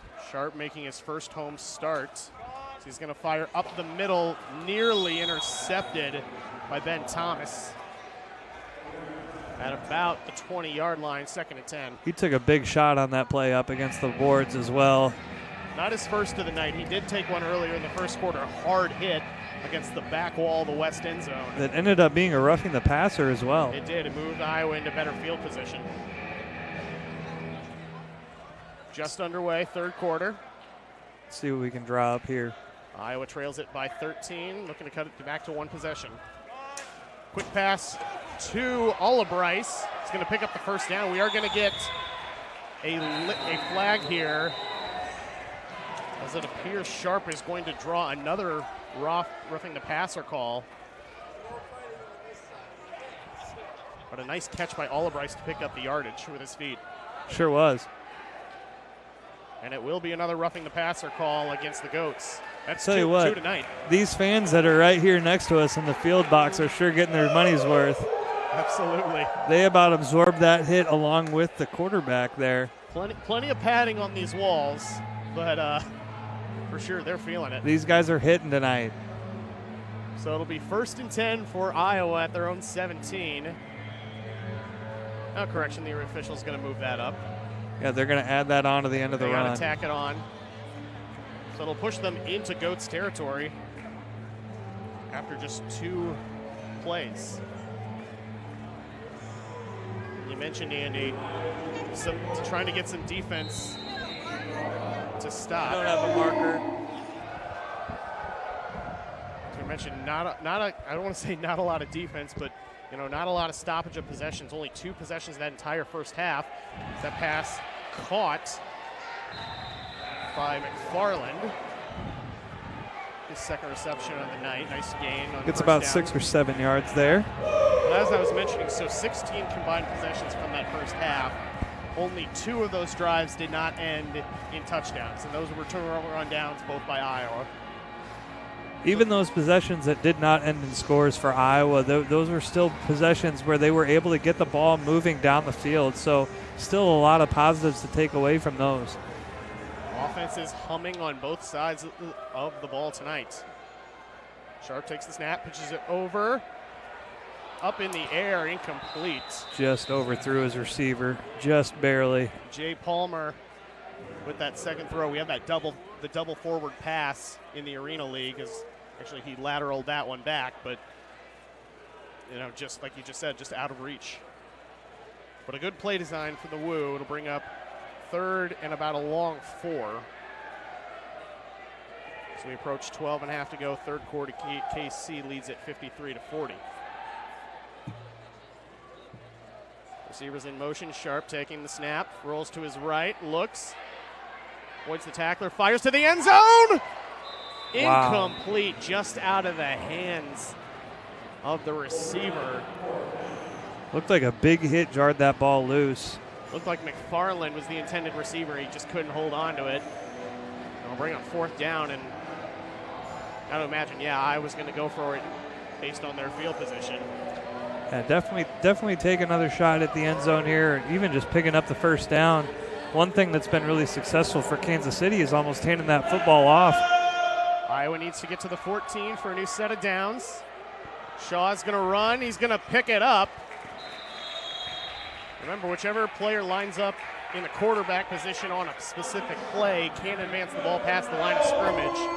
But since he was not lined up in the quarterback position, he could run it. So picks it up with his legs, and it'll set up a 1st and goal inside the Miller Lite red zone. That's exactly what the offense needed there. Fresh set of downs, time to go back to work and see if they can punch this one in. 1st and goal from the 5. Takes the snap, and he's going to be taken down in the backfield for the sack. Anthony Sherrills with the takedown in the backfield of Sharp. Almost looks like there was a miscommunication on the play call there. Quarterback looking back at his coach, wondering what was going on. It does give the Woo a little bit more of operating room, with the enclosed padding on the end zone. So Olibrice takes the snap, going to lob it up towards the end zone, incomplete. He was looking for Henson. Oh, the play is still live. We're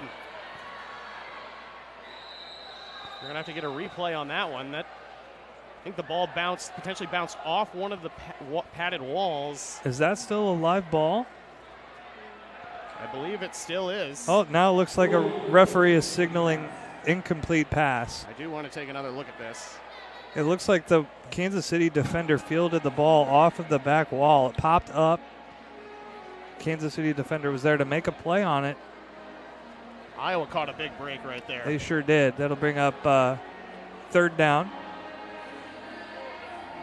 10:15 to go, 3rd quarter. KC 53, Iowa 40. Play call coming in from the sideline with 11 seconds to go on the play clock. Remember, 25-second play clock. With Sharp and Olibrice in the backfield. Play clock's going to hit 0. Oh, they're going to reset it to 20 now. Yeah, we just got a little bit of a reset there. And the clock continuing to roll, just under 10 minutes to go. Iowa looking to cut it down to a 1-possession game once again. Receivers in motion. Sharp takes the snap, fires to his left. In the end zone, caught for the touchdown, Iowa. It's a big-time play there. Almost felt like a must-score possession for the Woo to kind of keep their momentum going and stay in the game. A must-score indeed, and Daniel Crowell pulls it in, the Meridian, Mississippi native out of Jackson State. Taking another look at it here. Just a simple crossing route through the middle of the end zone. Got a step on his defender, made the catch. So as we've done all night, both teams opting for the 1-point conversion attempt after each of their touchdowns. Sharp takes the snap, rolls to his right side, fires across his body, and caught by Crowell once again for the 1. And just like that, Iowa back in business, trailing it by 6. Yeah, like I said, that was a big-time possession for the Woo offense. It's a big-time momentum swing now. That sideline is fired up. 4 straight scoring possessions for Iowa dating back to the 2nd quarter. I had to do the quick math in a second because the 7s and the 6, but 53-47 Kansas City with 8:54 to go, 3rd period. Iowa's knocking at the door here, and they tell you what, for facing off against the highest scoring offense in the league and the potential #1 seed, it's a great feeling for this Iowa offense. Hey fans, you feeling lucky? Get a chance to win a cash prize and an Iowa Woo hat tonight with the 50/50 raffle. $5 tickets are available for $5 per ticket, or you can purchase 5 tickets for $20 through either cash in the arena or on through the Venmo app by Venmoing at Iowa Woo Football. Brought to you by Silver Spur Saddle Shop. Feeling lucky, Andy? I sure am. I might just have to toss $5 in. I don't know if we're allowed to, but you know who's definitely feeling lucky right now? It's the Woo. Yeah, to be in this game, to be one possession out of tying this thing up or taking the lead, definitely going, 1 for 1 with this Kansas City team. Well, I mentioned earlier in this game tonight, this is the third meeting, and we'll talk a little bit about these previous meetings once again once we get back from commercial. Kansas City leads at 53-47, early third quarter. This is Iowa Woo football.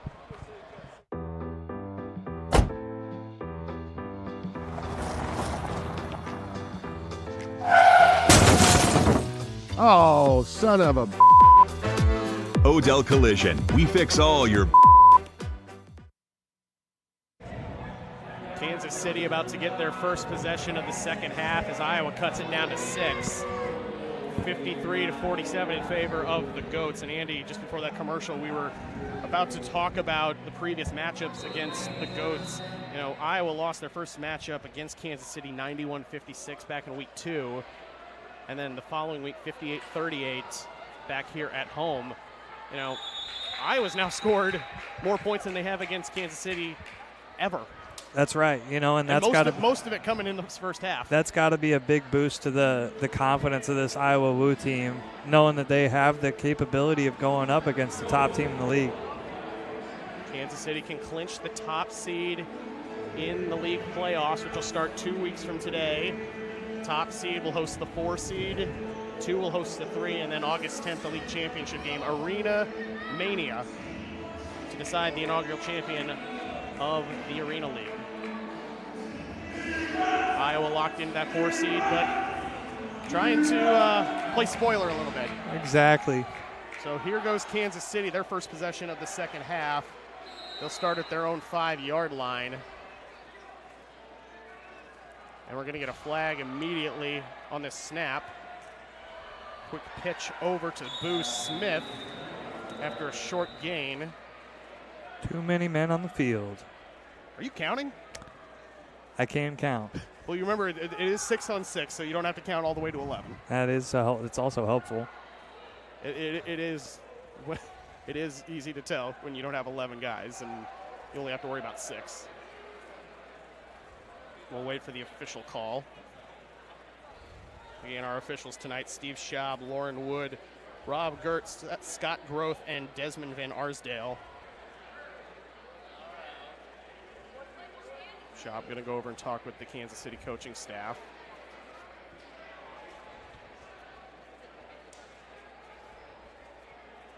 As here comes the ruling. Oh, it's going to be against Iowa. Yes. Oh, I thought you meant against too many men against Kansas City. Nope, we had too many defenders on the field. I got to pay attention better sometimes, man. But we're having fun. It's a great night for football and a good game. So that's what I'm here for. So Kansas City will pick up 5 yards on the penalty and pick up another first down on the ground. Martinez picks that one up. It's another thing. They've done a really good job as staying consistent and committed to the run game. It's been one of their strengths tonight, trying to pound the rock. Cato looking. He's going to fire down towards the end zone. Just a little too much on that one. Falls incomplete as he was looking for Brian Cox, the tight end, being guarded by Lamar Sales Jr. It was really good coverage. I don't think that would have been completed had it been an on-target throw. Second down for the Goats as they try to push it past midfield. At their own 21. Cato hands it off, and a quick takedown. Not going anywhere with that one. That was a great tackle. That was, and it looks like the receiver is down. That's Ryan Martinez. A little slow to get up.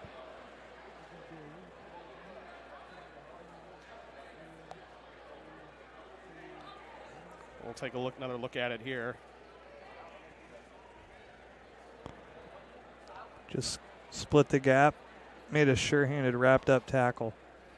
Raj Lewis, as we mentioned earlier, the two-time national champion out of Alabama in the college football playoff, made the stop. As Martinez is brought to his feet, and nice show of solidarity there by the Woo players taking a knee around him. Yeah, look, he's limping. He is able to make it off the field under his own power, though, so that's always a good sign. That is.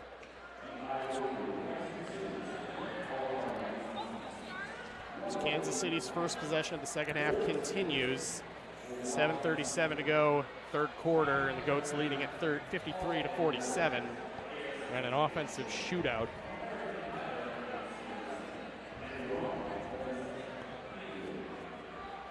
I'd say set a target number to score and you win the game, but who knows? Yeah, I mean, you'd set a target and they'd blow the roof off of it. Cato taking the snap. He's going to go deep towards the end zone to a wide open Boo Smith. Touchdown, Kansas City. Yeah, definitely showed off his speed on that one. He was able to get a step, and he just ran right by the Woo defender. Yeah, Chris Herring, unfortunately, just got left in the dust in that one, and the Goats retake a two-possession lead. Herring got into his back pedal and opened up to run with the receiver, but by the time he opened up to run with him, the receiver was already 2 yards past him. Maybe another one-point conversion attempt for the Goats. As Cato will pitch it to his right. And running untouched into the end zone is Malik Wilson for the one. And just like that, that's 9 straight possessions for Kansas City scoring. And heck, they've scored on every possession, Andy. They sure have. 60-47 with 6:41 to go in the third period. And, you know, the nice thing is Iowa can get right back on the field here and attempt to cut it back down to another one-possession game. Exactly, and that's the way you got to look at it if you're the Woo offense. It's another chance to get yourself right back into this football game, kind of help your defense out a little bit here. Well, fans, while we got a second, just as a reminder, the Iowa Woo will be back home next Saturday, July 27th at 7:05 p.m. as they take on the Duluth Harbor Monsters in the 2024 regular season finale. That'll be a great way to close out the regular season. Iowa will have to go on the road for the playoffs. Yes. As all 4 teams will make the playoffs in this inaugural season. I will be singing the national anthem for that last home game of the year as well. All right, Andy, flexing on the audience just a little bit, but no, fans, if you want the chance, great opportunity to come out and see the Woo play one last time this season. They've become, you know, one of the Cedar Valley's hottest new tickets for sports, and especially you don't see a lot of summer football around here, and as we gear up for college football season and the NFL season, it's a great summer gap if you're just nuts about football. It really does. Here we go. Henson with the return. He's got a hole in the middle to work with. He's going to cut back to his left. Wide open, and he's got it in the lane to the end zone. He's going at the 5, the 10, in. Touchdown, Iowa Woo!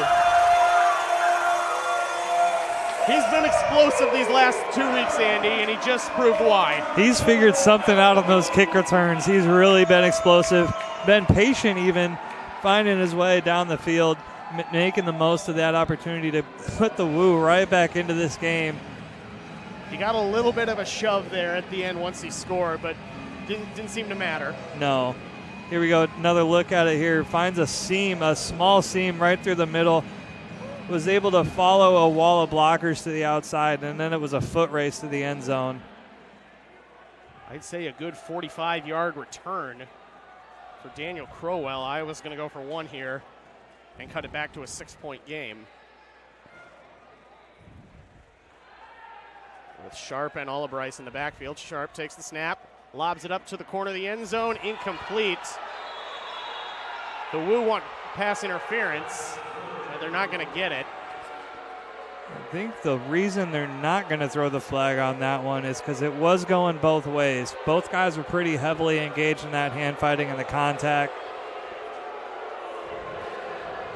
No, the Iowa fans aren't happy about that when you could hear some boos ring throughout the Hippodrome. It's a little different hearing the boos rain down compared to the woos. Yeah. Our halftime guest, Tim Brown, the commissioner of the league and a Pro Football Hall of Famer and Heisman Trophy winner, said they always had a woo-woo guy, and yeah, it didn't sound like right there. Not quite. A couple boos, unfortunately. Yes. But nonetheless, Iowa back within one possession with 5.5 to go in the third quarter. Yes. So, I mean, that's a still big-time explosive play. The Woo needed that one to kind of keep up with the pace here at Kansas City. It's 5 straight scoring drives for the Woo going back to the second quarter.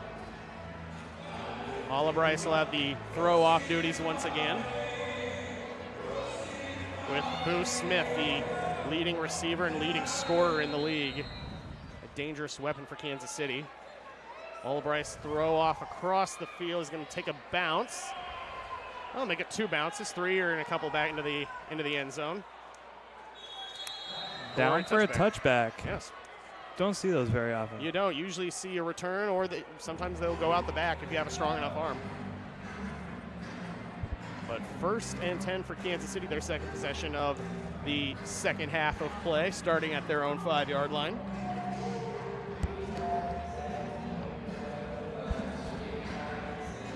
And again, I keep going back to it, Andy, but it's just impressive to me to see this. 9 straight scoring drives. Yeah, I mean, it makes you wonder if they'll ever get stopped. Exactly. Haven't had a lot of turnovers in this game tonight. Let's see if Iowa can potentially force one and set up a scoring drive. As the tight end falls to the ground untouched and now will get thrown down near midfield. That's Jamal Williams. That is a big boy. That is a very big boy indeed. It looked like he kind of stumbled a little bit and lost his footing, and unfortunately was able to pick up a couple more yards for Kansas City in there, all the way up to midfield, 1st and 10. Quick flag on the play. Smith avoids the tacklers, taken down by Iowa. Nice stop by Miles Goldborn, the Waterbury, Connecticut native and Davenport University product. But some more dirty laundry on the field, and that the flag came out right at the snap. At the snap of the ball, yes. What are you thinking here? I really am not sure. Come on, Andy, you're supposed to know the answers. If I knew all the answers, tell you what. Well, I'll tell you what, I'll give you one answer here. It is going to be looks like it's going to be a 5-yard penalty against Iowa. Maybe lined up offsides.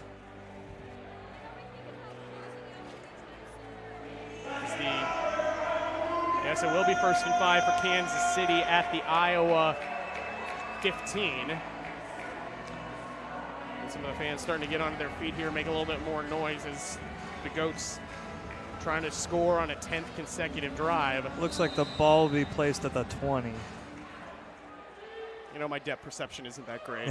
we are in an end zone corner, which, we can see the whole field, which is great. I do know the answer to that one. Run up the middle by Martinez and a good pickup on 1st and 5. And it should be enough, and it will be enough to pick up a 1st down for the Goats. Just inside the 15 at about the 14-yard line, right on that Cedar Valley medical specialist.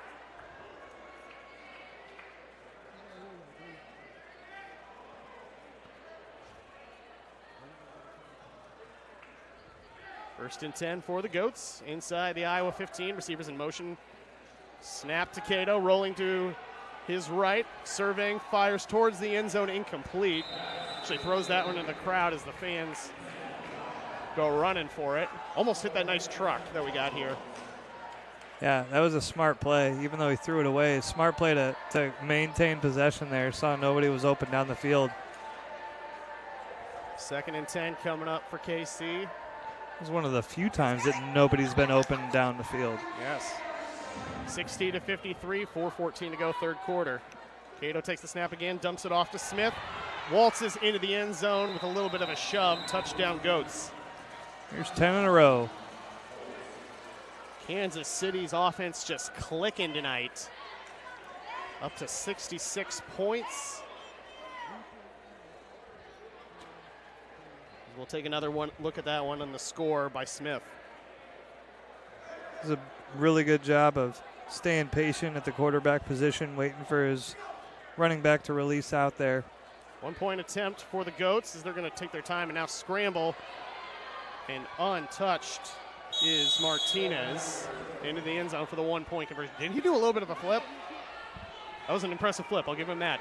So Kansas City takes the 67-53 lead, 3.5 to go, third quarter. We'll take a quick timeout. This is Iowa Woo football.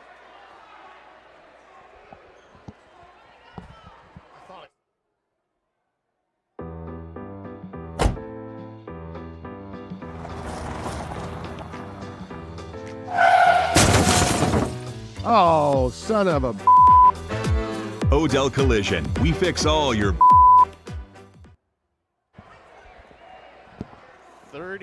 3:34 to go, third period here at the Hippodrome in Waterloo. And Kansas City leads at 67-53, and that's 10 straight scoring possessions for the Goats. Iowa, meanwhile, they've scored on 5 straight going back to the second quarter, and 8 of their 10 possessions. Like I said before, if you like offense, you'd like this game. Absolutely. Throw off coming down Tenson's way. Plays it off one bounce. Avoids a tackler. Going to try and cut to the right, but he's going to be falling down at about the 8-yard line. And that is where the Woo will set up shop. Their third possession of the second half. This is one of the few times today that he's been bottled up on a kick return. As we mentioned, 108 kick return yards last week at Duluth, and 3 weeks ago at Duluth, which was Iowa's first win of the season, had 43 return yards only on 3 returns.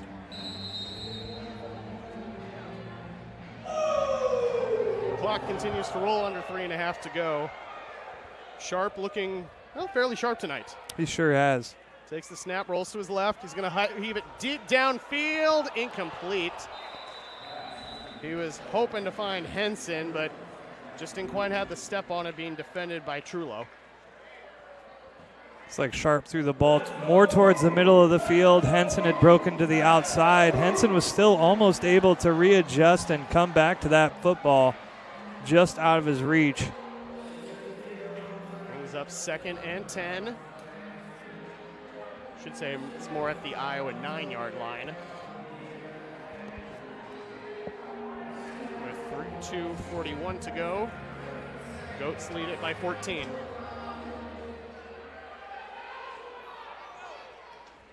Sharp rolls to his right. He's going to try and go deep again, and he's going to be intercepted near midfield. And a great play by Ben Thomas as he's going to come away with the pick and will set up excellent field position for KC.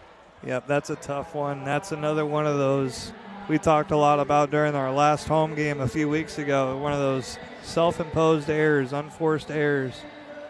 So the first turnover of the game. Yeah. It snaps a 5-possession streak of touchdowns for Iowa. It's time for the Iowa defense to return the favor here. Yes. We will say about a month ago when they were playing the Lunkers, Iowa did have some nice defensive plays. The defense is what kept them in that game. In that game, they forced into 2 or 3 overtimes. Yeah, first overtime game in league history. Just came up short in that one, but managed to get the win the next week. As Cato's going to go deep down the field, incomplete, slamming into the back wall.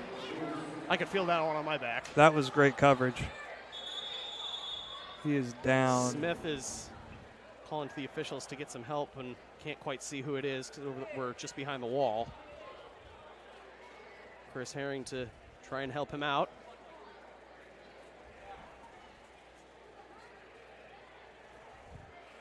Couple players taking a knee, but most of them coming in to see if they can render some aid. It looks like he's going to get back up on his feet. So that's Raj Lewis out of Birmingham, Alabama. He's going to jog off the field, get a couple high fives from some fans. Yeah, he looks to be okay, and he had a great defensive rep on that possession.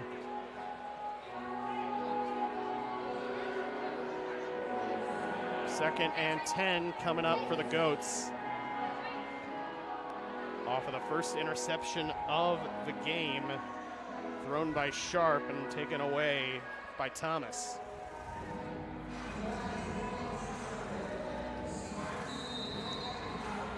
The clock will start to roll. 2:10 to go in the third. Martinez, another reception. He's going to get pinned up against the sticks. That was a great tackle. That was. Martinez tried to do a little shake and bake action, tried to hit him with a couple jukes. Iowa defender stayed square, stayed low. Got maybe about a half-yard gain on that one, but that's right. Not much. Brings up a 3rd and long here. Iowa fans making a little bit of noise. Cato serving as he shuffles to his left. He's going to fire across his body and knocked away, incomplete by Pugh. That was another great defensive possession there by the Woo. Couldn't quite get his left hand up to try and intercept it, but he did knock it away with his right hand. I'll tell you what, some of those skybox spectators maybe a little surprised on the hit. They kind of probably felt that one. I don't think a lot of people understand the force that comes with these hits. 4th and long for the Goats. See if Iowa can get a stop here. Cato scrambling. Fires caught by Williams. I think he might be a tad short. He is. As Williams, it looks like he's shaken up. Shaken up as well. I'll stop the clock here with about 55 seconds to go in the third quarter. Williams takes his helmet off and is being attended to by staff. It does look like they're going to give Kansas City the first down just narrowly. And the ball at about the 11. We're going to take a quick timeout as they work on the injured KC Goats. This is Iowa Woo football.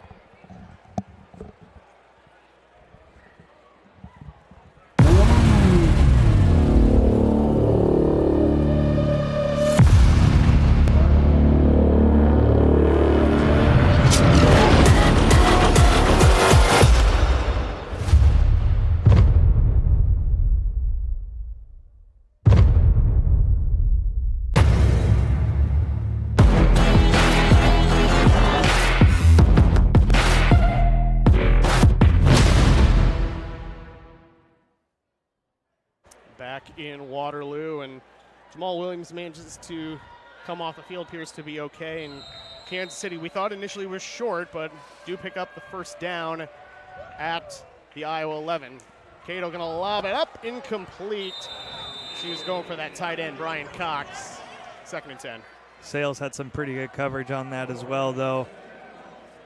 Originally was behind the receiver by just about a step, but was able to close when the ball was thrown his way. 2nd and 10 as we're under 30 seconds to go in the third quarter. Kansas City 67, Iowa 53. Pitch over to the left to Martinez. He's going to get thrown down hard at about the 4. It was almost a, I don't want to say WWE style throwdown, but it's kind of what it was. Almost. I mean, that was another physical play by this Iowa Woo defense. Those guys on the outside aren't shying away from contact. 2 seconds to go, 1 second. I don't think Kansas City's just going to let the game clock run out here on the third quarter. And we head to the fourth. Not a lot of scoring in that third quarter, but plenty throughout this entire game. Buckle up, fans. 67-53, Kansas City leads it. We will be back with the fourth quarter from Waterloo right after this. This is Iowa In football, the goal is to avoid collisions, but on the road, sometimes collisions are unavoidable. When your car takes a hit, don't throw in the towel. Turn to Iowa Auto Rebuilders. With our full service facility and excellent workmanship, you'll receive high-quality auto repairs and a hassle-free experience. Visit our website at iowaautorebuilders.com to learn more. Get back on the road looking and feeling like a winner with Iowa Auto Rebuilders, where collision meets precision. Cedar Valley Sportsplex is senior focused. Take a class or work out on your own. We have activities for any age or skill level. Bring in your insurance card to see if you qualify for a free senior membership. Check out cvsportsplex.org to learn more.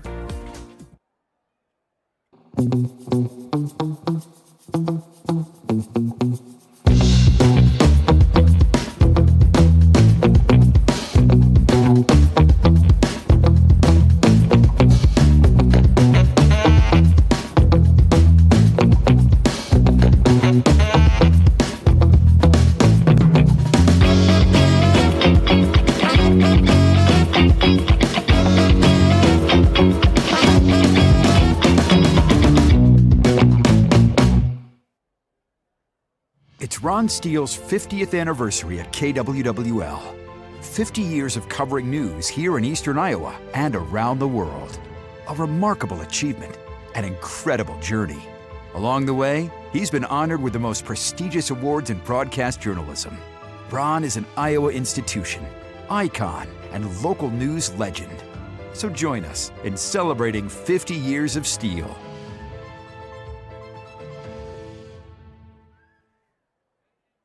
Good food means different things to different people. That's why there's a local place on the south side of Waterloo everyone can agree on. Highway 63 Diner. Our menu satisfies the taste buds of all ages, with entrees for adults, burgers and sandwiches for the kids. And everyone loves pizza. Check out our daily specials on Facebook and make a reservation today. We welcome you back to Waterloo for the fourth quarter. This one, Kansas City leading at 67-53. And just while we return from break, the Iowa defense makes a nice stop as tight end couldn't bring it down on third down. So it brings up fourth down and a long three. Cato's going to lob to the end zone. Incomplete, and the Goats are going to turn it over on downs. That's their first possession of the night. Without scoring a touchdown. Without scoring a touchdown. Snaps a 10-possession streak of finding the end zone. That's got to be a huge boost of confidence here for the Woo, as they were also unable to score on their last offensive possession, but their defense was up to the task this time. Yes. Keeps them right in the game. So Sharp on Iowa's last possession throws an interception around midfield, but the Goats can't capitalize. Let's see what Iowa can do as they take over deep in their own territory. At their own 5-yard line. They've had a lot of quick strikes tonight. At least 2 or 3 plays where they've scored within like 5 or 6 seconds. Exactly. Sharp taking the snap, going to fire it over, intended for Henson, but falls incomplete, second down. It was a physical play there. A lot of contact there on the catch. No flags. As we mentioned, Kansas City with a win tonight, they can lock up the top seed in the Arena League playoffs, which begin 2 weeks from tonight. And if Kansas City wins, it would mean the Woo would have to go to Municipal Auditorium in downtown Kansas City on August 4th.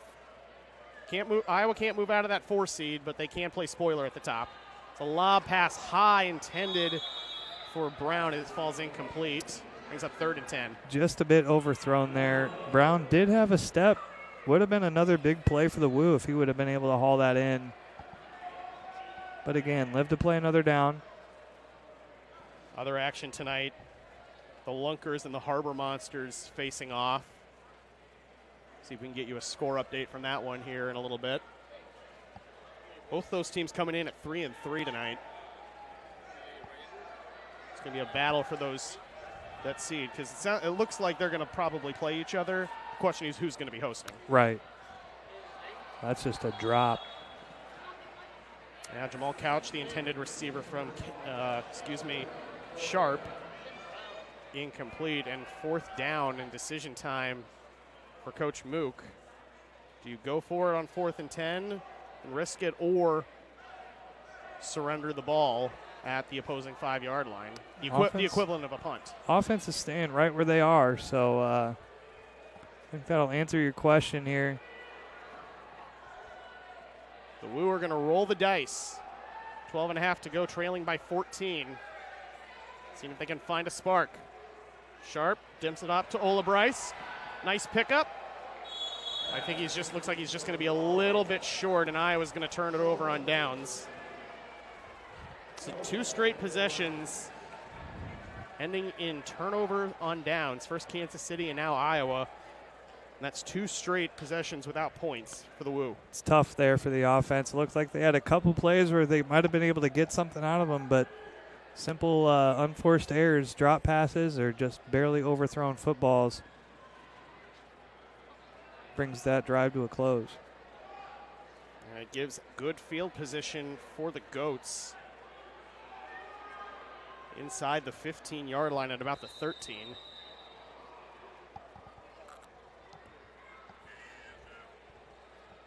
Receivers in motion. Cato takes the high snap, fires to the end zone, caught.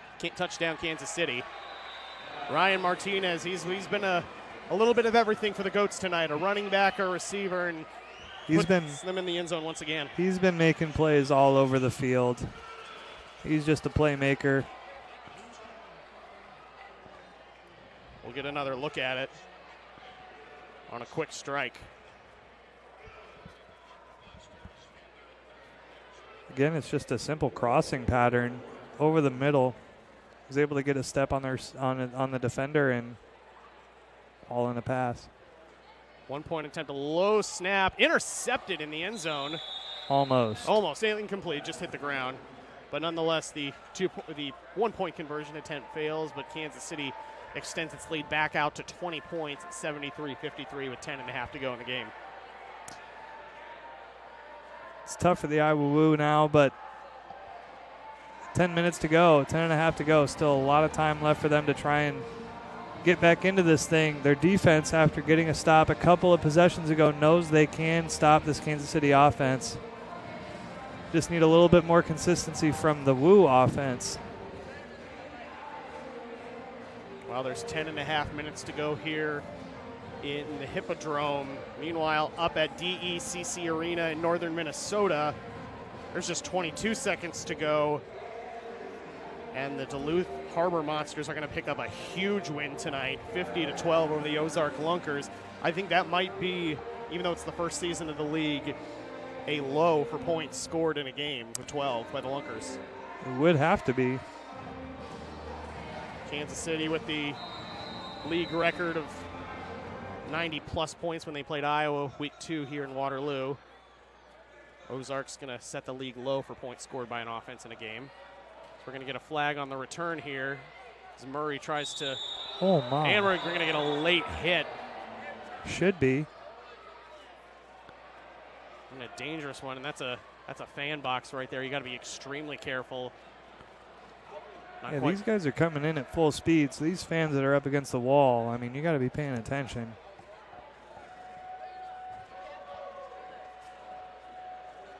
I think the returner might have gone up a little bit, and because of that, he went flying a little bit. He stayed in the box, or excuse me, in the field of play, but yeah, just a little bit of a scary situation there. It looks like everybody's okay.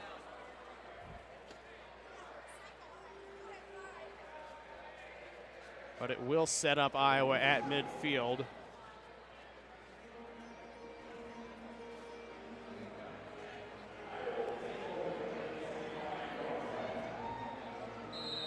So let's see what the Woo can do. Down 20 with 10.5 minutes to play. All 3 timeouts for all 3 teams, trying to break out of a little bit of a scoring slump. Sharp dumps it off to Olabrice. Big game. He's got a corner. Wide open to the end zone. Touchdown, JoJo Olabrice. Touchdown, Iowa. There we go. Talking about that quick score opportunity here. And Olabrice flipped the ball to the fans behind us. Of course, we got the hot tub inactive tonight. We'll take a look at that. Another quick score.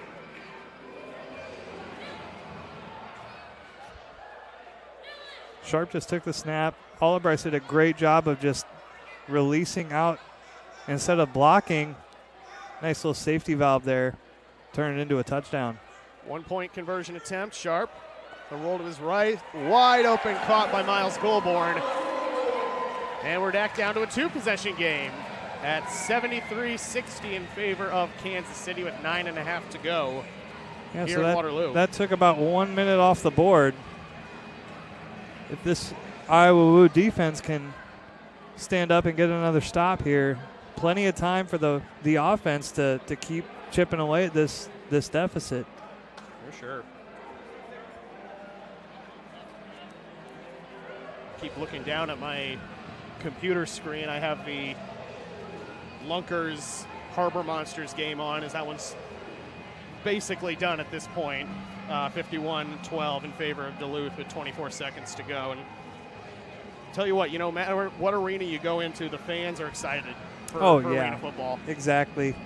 Like you said, it's a really good filler in between that summertime when college football and pro football is not happening. And we talked with League Commissioner Tim Brown at halftime, an interview which broadcast around the arena, which was very well received. You know, we talked about league expansion. The league going to be adding 2 teams next year in Eau Claire, Wisconsin, and Hot Springs, Arkansas.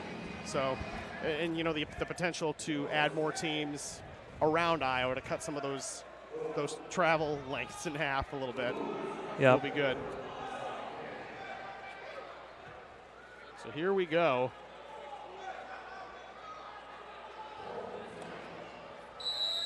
And Iowa going to get the ball back, apparently, at their own 5.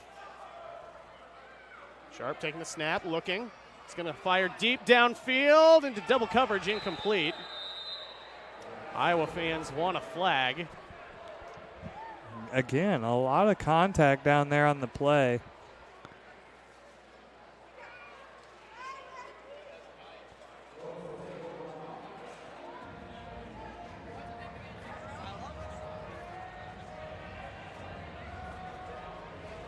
As the defense comes back out on the field. I'm not going to lie, Andy, I got a little bit confused there as Iowa ran one play there.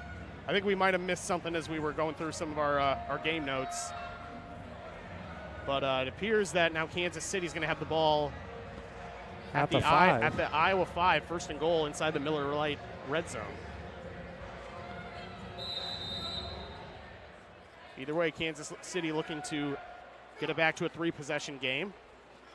Taking the snap and taken down in the backfield. Josh Hollins coming in at quarterback. His first snaps of the game gets taken down by Lewis. He just shot out of a cannon there, unblocked, untouched, right to the quarterback. 2nd and goal, backed up to the 15. Receivers in motion. Pass caught by Smith. He's going to try and evade the defenders, and he's going to walk right into the end zone and take a hard push into the wall. Touchdown KC, and right now what you're worried about is Booth Smith, as he took a shove from behind into the padding.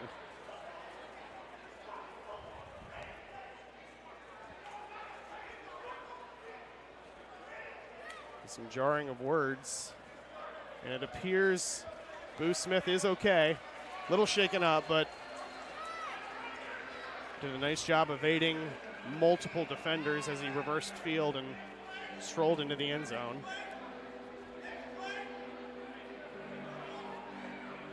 As we're getting a number of words exchanged between offense and defense here.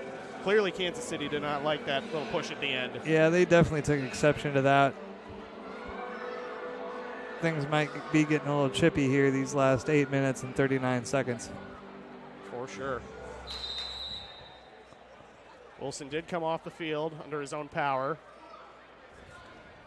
And the Goats will go for 1 point at the 5, as both teams have done tonight after each touchdown. Pitches it into the backfield to Martinez. Martinez still dancing, looking. Tries to reverse field again. He's still back in midfield. Pitches it back ahead, and he's going to walk in for 1 point. I got to say, that was a wild 1-point conversion attempt, Andy. Yeah, that was a lot of movement, a lot of running around just for that 1 point. If I can back that all up in my head, you know, Hollins was scrambling in the backfield. Yeah, I mean, he was all the way back past midfield. And managed to chuck it back up to Martinez on a low throw, and he waltzes into the end zone for the 1. And Kansas City goes up 80-60 with 8 minutes, 11 seconds to go in regulation. As we have our raffle drawing numbers on the screen here. Congratulations to our winners, brought to you by Cedar Valley Hospice. Meanwhile, Andy, final score out of Duluth. The Harbor Monsters defeat the Lunkers 51-18. And so for the moment, Duluth takes over 2nd place in the league standings at 4-3. Ozarks drops to 3-4. I thought those 2 and 3 spots are going to be fought over heading into next week. Yeah, with 1 week to go left in the season, feel like there still is the potential for a lot of changing around for those 4 spots.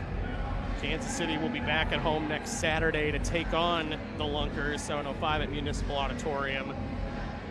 Believe it or not, the Ozarks, despite only scoring 18 points, which I believe is a league low by a team on offense this year, they are the only team to have beaten Kansas City this year, and it was in Kansas City. That's correct, yeah. I mean, talk about you got to play the game. You got to show up and you got to play the game no matter what's going on. So we'll see if Iowa, trailing by 3 possessions, 20 points, 80-60 with 8:11 to go in the game, and all 3 timeouts, they can muster a comeback and spoil a Kansas City celebration for a regular season title. As Henson's going to try and return this one and be taken down at about the 12. Kind of ran into his own teammate there. Ran right up into the back of his own teammate. Got stuffed there on the return.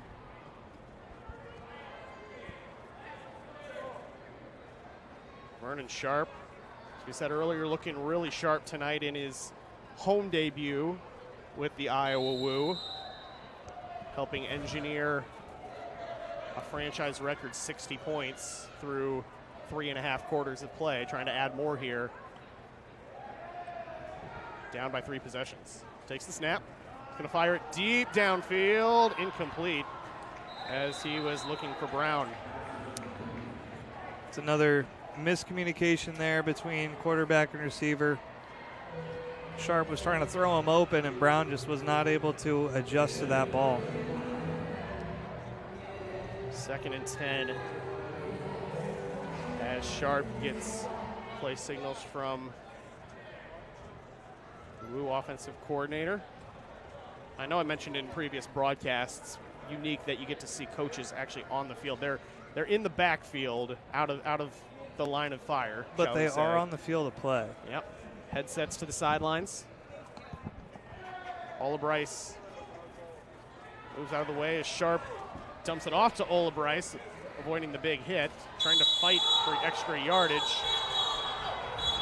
And the referees are going to blow Ola Bryce down at the 9 as he was pushed back towards the goal line. It was a loss on 2nd down, but better the yard. Woo do retain possession. Yeah. I think Kansas City was looking for a turnover there. I didn't personally see the ball come out, but. Yeah, I mean, the Kansas City defender just ripped it out. Just took it. 3rd and 11 for Iowa at their own 9-yard line. Trying to muster some magic. Ola Bryce pitches it back to Sharp, loses it, and Sharp picks it up, loses it again, picks it right back up, pitches it back up to Ola Bryce. He's going to get pinned up against the padding on the near side at the 15-yard line. Tried to make a heroic effort there, and I think he's just going to be a little bit short. That was like backyard football. How it was. See where they set this ball. It looked like he was pretty close to the 15. Looks like it's going to be about 5 yards short. Yes. I'd say about 6 or so, but Iowa looks like they're going to go for it here. Down 3 possessions. Obviously, you got to be able to hold on to the ball, and a couple bobbled catches, a bad snap on that last play, and Iowa lucky to be holding on to the ball still. 4th down, and play's going to be blown dead first. And we're going to get a false start against the Woo, and that'll back him up 5 yards. It's unfortunate. Looks like they had a couple of guys that had steps on their defenders.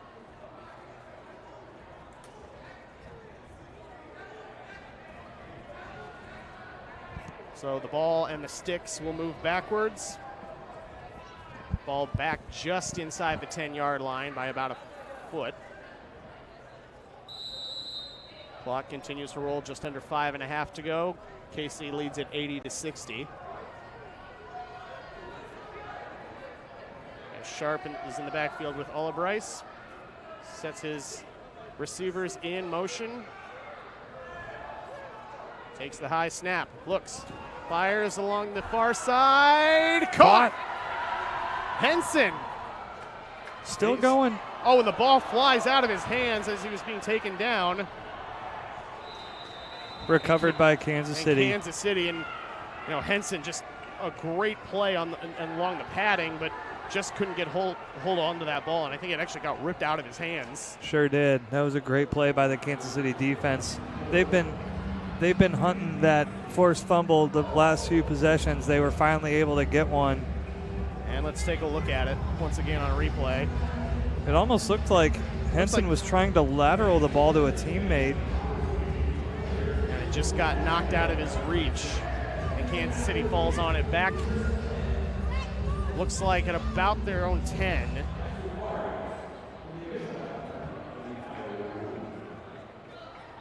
So a tough break for the Woo as they're trying to mount a 20-point comeback here late in the fourth quarter.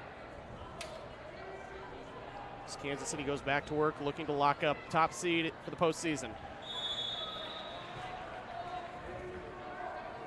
Small gain by Malik Wilson.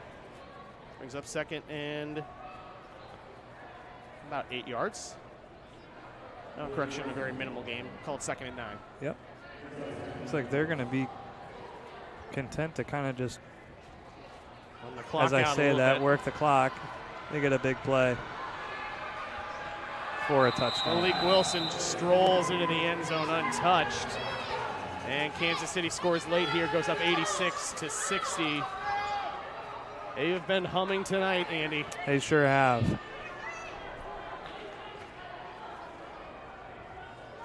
Right as I was saying that they were going to be content to just kind of work away at the clock and continue to run the ball, that set up a nice little release play for a touchdown. That's Kansas City's 13th touchdown of the night on 14 possessions.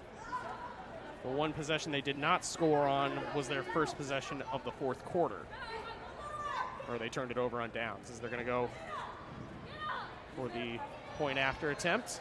Back across midfield again. Yes. Oh, we're going to, looks like, yeah, we're going to get a face mask penalty against the Woo. We'll see how this play transpires. First off, laterals it over, and just coming up short is Wilson. He reached his left hand out trying to. He tried. He gave all maximum effort there. Yeah, but it looks like Iowa's going to get called with a face mask penalty. Back near midfield, and they're going to decline it. Looks like there were multiple penalties that offset there. Yes.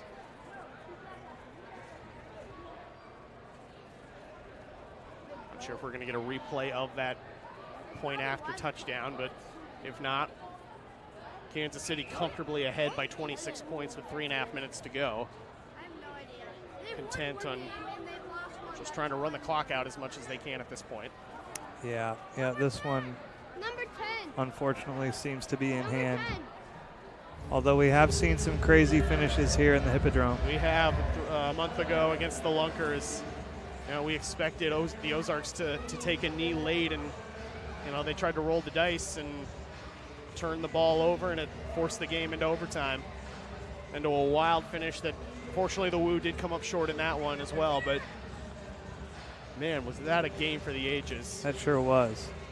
It might have been the springboard for their first win at Duluth back in the final weekend of June. It definitely was. They were starting at that point. They were starting to come together and put a few things in the right place, and they saw that they could compete with those teams and got in the win column. So with the offsetting penalties, they will forego the PAT retries. That throw-off is going to hit the ceiling. So Iowa will take over at midfield with 3:28 to go, trailing 86-60. And all 3 timeouts remaining for both teams. Now it's time for this Woo offense to see if they can get back on the scoreboard, keep adding to this franchise record, 60 points. Exactly. It's a good momentum builder as they get ready to take on Duluth again next week. And as we mentioned a couple times, Duluth with a dominant win over the Lunkers tonight up in northern Minnesota. You know, that was a Duluth team which Iowa held to just 22 points at the end of June, but then gave up, I believe it was 55 the 2 weeks later after the 4th of July holiday. Let's see what Sharp and this offense can do late in this one. Sharp avoids the sack. He's going to look, he's going to fire. Picked off. And it's going to be intercepted just past the sticks. That was a heck of a play by the defense. That was. Brian Mitchell, the defensive back, shutting down the Iowa offense. You know, Iowa scored on 8 of their first 11 possessions. Their last 4, turnover on downs, touchdown, fumble, and an interception. Yeah, they've hit a tough patch these last few possessions on offense.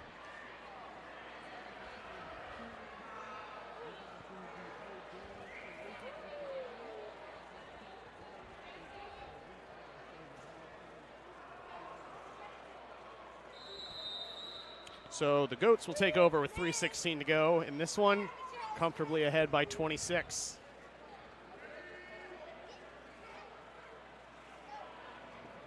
Quick pass caught over by Smith. Reverses field, and he's going to charge ahead into Iowa territory. Lateral it back over to a wide open Martinez, who's going to stroll right into the end zone untouched for another Kansas City touchdown. But we do have a flag back on the other side of the field. It looks like it might be an illegal blindside block. Blocking back towards your own end zone. Potentially. I knew the answer to that one. And that looks like Rakeem Cato is pleading his case with the referee, but to no avail. And it will go against the Goats. So no touchdown, wipe that off the board, and back them up. The Woo defense will definitely take that one. Absolutely. You know, Andy, one of the things that Coach Mook mentioned to us at the beginning of the game is starting strong but also finishing strong. They definitely had a strong start in that first half, but as we've seen, as Iowa's going to take their first time out, not quite the finish that they were looking for here tonight. That's right. They, like you said, the last three of their last 4 possessions have really been a struggle on offense. Multiple turnovers and just not being able to finish drives. I think going back to that theme of 110% for 60 minutes, there's just been a few plays here and there where Kansas City has just outplayed the Woo a couple times. For sure. 3:01 to go in this one. Kansas City leading it 86-60 as Iowa burning their first time out of the half. We'll have a stoppage at the 2-minute warning. But this one appears to be in the bag for the Goats, who are going to lock up the top seed for the Arena League playoffs, and I guess you could call it the de facto league's regular season title. Yeah, definitely the great first season for these Kansas City Goats. Looking to continue to build into the playoffs. Gotta feel good if you're a Kansas City fan and anything. Royals are playing well. The Chiefs won back-to-back Super Bowls. And now their Arena League team's about to have a strong finish to their season. Deep pass downfield off the helmet of Martinez. Good defense by Derek Wilson. Yeah, he was with Martinez step for step on that play.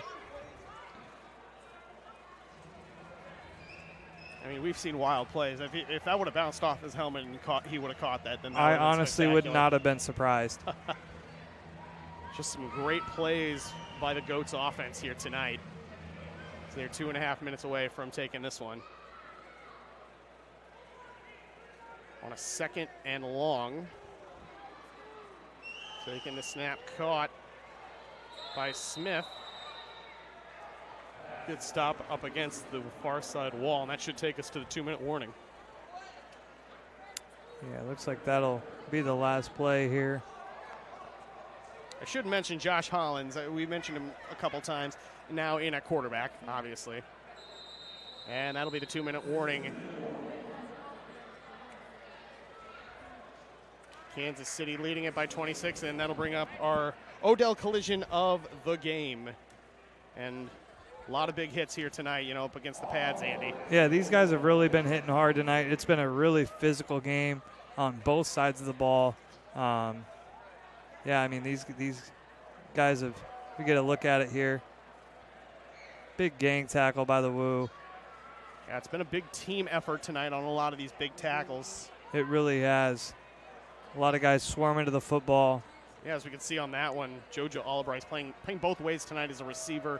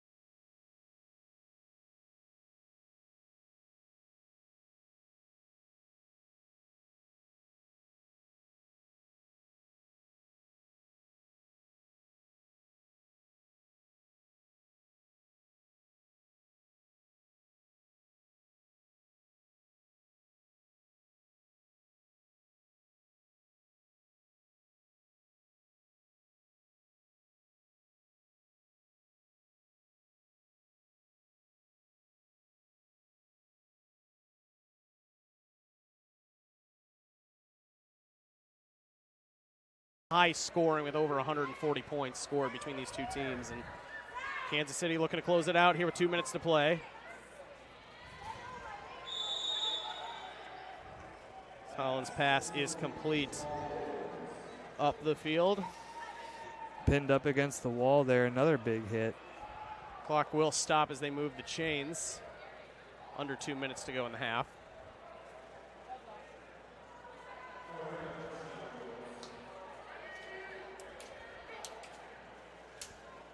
Taking the snap, ball loose on the ground. Looks like they're playing hot potato out there right now, Andy. So we do get a flag down on the field as Sales, along with Goulbourne, are going to try and take down Williams, and they do. But we do have a flag back near midfield. See what the call is here. Minute 44 to go in the game. Not quite sure what they might be calling here, but potentially it looks like the referees might be indicating something against Iowa as they're pointing in Iowa's direction. Or pointing at a Goats player. They're not 100% sure. And here's the call. And it will go against Iowa.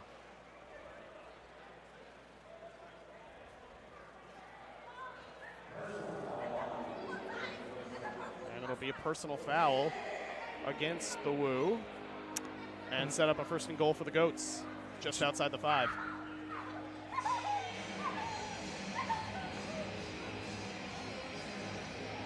Kansas City looking to threaten here once again on a night where they've scored on all but one possession. They had a turnover on downs earlier in this fourth period. But otherwise, they found the end zone every other time they've touched the ball.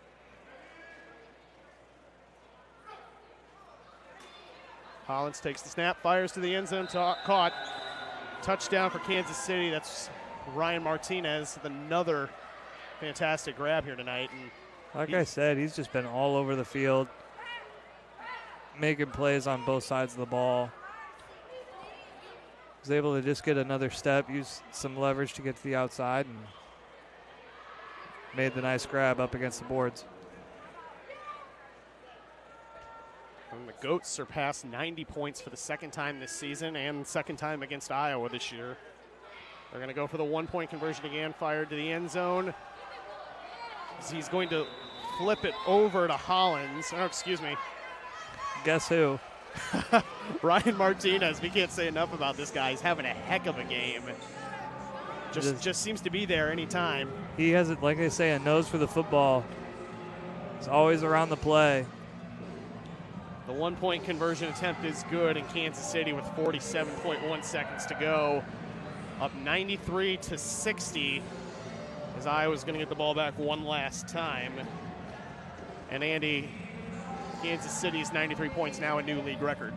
Yeah, it is. I mean, both of these teams have been going back and forth. I think the biggest thing that I've said a couple times now is Kansas City's just been way more consistent on offense. Kyler Henson, who's had a great game in the return game as well as the receiving game, stands back at his own 5, getting ready to return this throw off. Trillo to do the honors once again, as he's done for most of the night.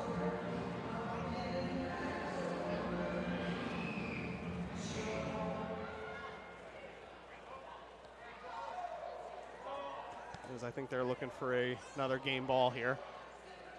Oh yeah, they don't have a ball down there. Need to get a few more. See, maybe if a fan could let him borrow one.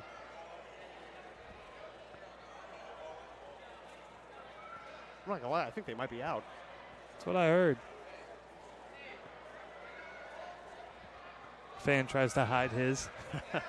Well, we mentioned earlier that there comes one. It's a nice throw-off practice there by Henson. Henson's got an arm too. He does. That one is maybe a little short, almost hit the ceiling, but as we mentioned earlier, an Arena League rule that, balls that come out of the field of play are free to be kept as souvenirs by fans. Looks like that one came from the Kansas City bench. Yep. And here's the opening throw off, and it's going to be a short one, and they're actually going to throw it into their own bench.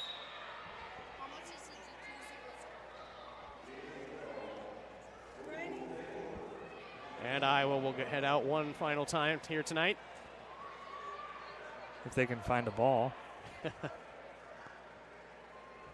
One thing I did notice my first game here is the balls are individually colored based on the home team. So Iowa's kind of got that teal blue. Yep. It's pretty cool. Yeah. Tim Brown's signature on it. And again, what a treat to have him in the house tonight for a high-scoring, action-packed game. Sure is. Cool for the community to see him out here, too. A lot of fans coming up to him tonight. 47.1 to go. See what Iowa can do in the final seconds. Sharp throws across his body, caught. That's McFarland. Big man. Big man picks up first down. The clock will continue to roll, 31 seconds to go. He thought about getting shifty and then thought better of it. He just put his shoulder down and bowled right over the defender. Very sure. Clock continues to roll, 22 seconds to go. See if the Woo can get one more play off and maybe see if they can score one more touchdown. Just for the sake of consistency. Towards the end zone. Intercepted. And coming the other way is Thomas, and he's going to go untouched. Touchdown, Kansas City, with 1.5 seconds to go, and that's going to close. That'll be the game. That will be the game tonight. Well, let's see if they may have a few ticks left on the clock. So if there are a couple ticks left, they will likely have to run the PAT.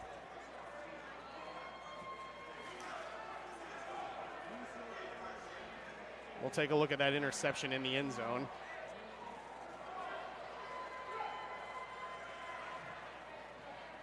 Again, Sharp was just trying to make a play here at the end of the game, rolling out to his left under pressure.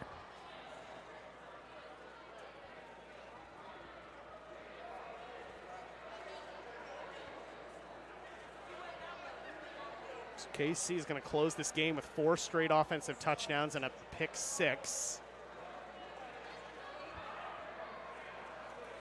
And players starting to shake hands.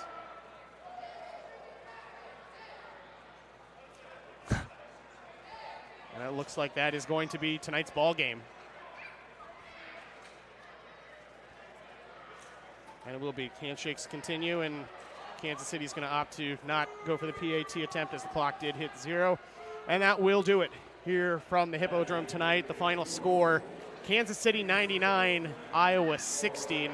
Just a few closing thoughts, Andy. You know, a strong first half for Iowa, but couldn't quite put it all together to get the win against the top team in the league. Yeah, I mean, like we've been talking about the entire broadcast, you know, they really did seem to buy into that 110 for 60 that Coach talked about to open the game. But as the game went on, it just seemed like Kansas City was able to take advantage of their opportunities a few more times than Iowa was. Got momentum on their side, and they just did not let up. Again, the Goats scoring on all but one possession, and they close it out with a pick 6 and set a new league record with 99 points scored on offense here. Or I should say 93 and 6 on defense. But Kansas City, they clinch the top seed in the league playoffs, the de facto regular season league championship, and it does guarantee that the Woo will see the Goats one more time in this season. It'll be in the postseason in early August down in Kansas City. Yep. So That that'll be another really high-scoring matchup, another shootout. Hopefully the Woo can come out on the winning side of that one and play spoiler. Meanwhile, Duluth with a big win over the Ozarks in northern Minnesota. They take over second place. The Lunkers fall to third, and the Woo locked into fourth place with one game remaining in the regular season. And that game next Saturday, July 27th, a 7:05 p.m. kickoff against the Duluth Harbor Monsters right here at the Hippodrome on the historic National Cattle Congress grounds in Waterloo. We'll see if the Woo can put it together one last time before they head down to Missouri for the postseason. Well, Andy, fun as always. Great being here with you. Absolutely. A little bit short for the Woo tonight as they drop a tough one tonight to the Goats, 99-60. We will see you next Saturday back in this building. And that'll do it for tonight's broadcast on YouTube. Again, 7:05 p.m. kickoff next Saturday, July 27th. The Iowa Woo and the Duluth Harbor Monsters in the regular season finale of the 2024 Arena League season. And fans, after the game, join us exclusively on the field to meet your favorite players, snap some photos, get some autographs, and chat with players on the team. For my broadcast partner, Andy Sy, this is Joel Waters saying thank you for watching and listening, and goodbye from the Hippodrome in Waterloo, Iowa. Again, the final score, the Kansas City Goats 99, the Iowa Woo 60. This has been a presentation of Iowa Woo football.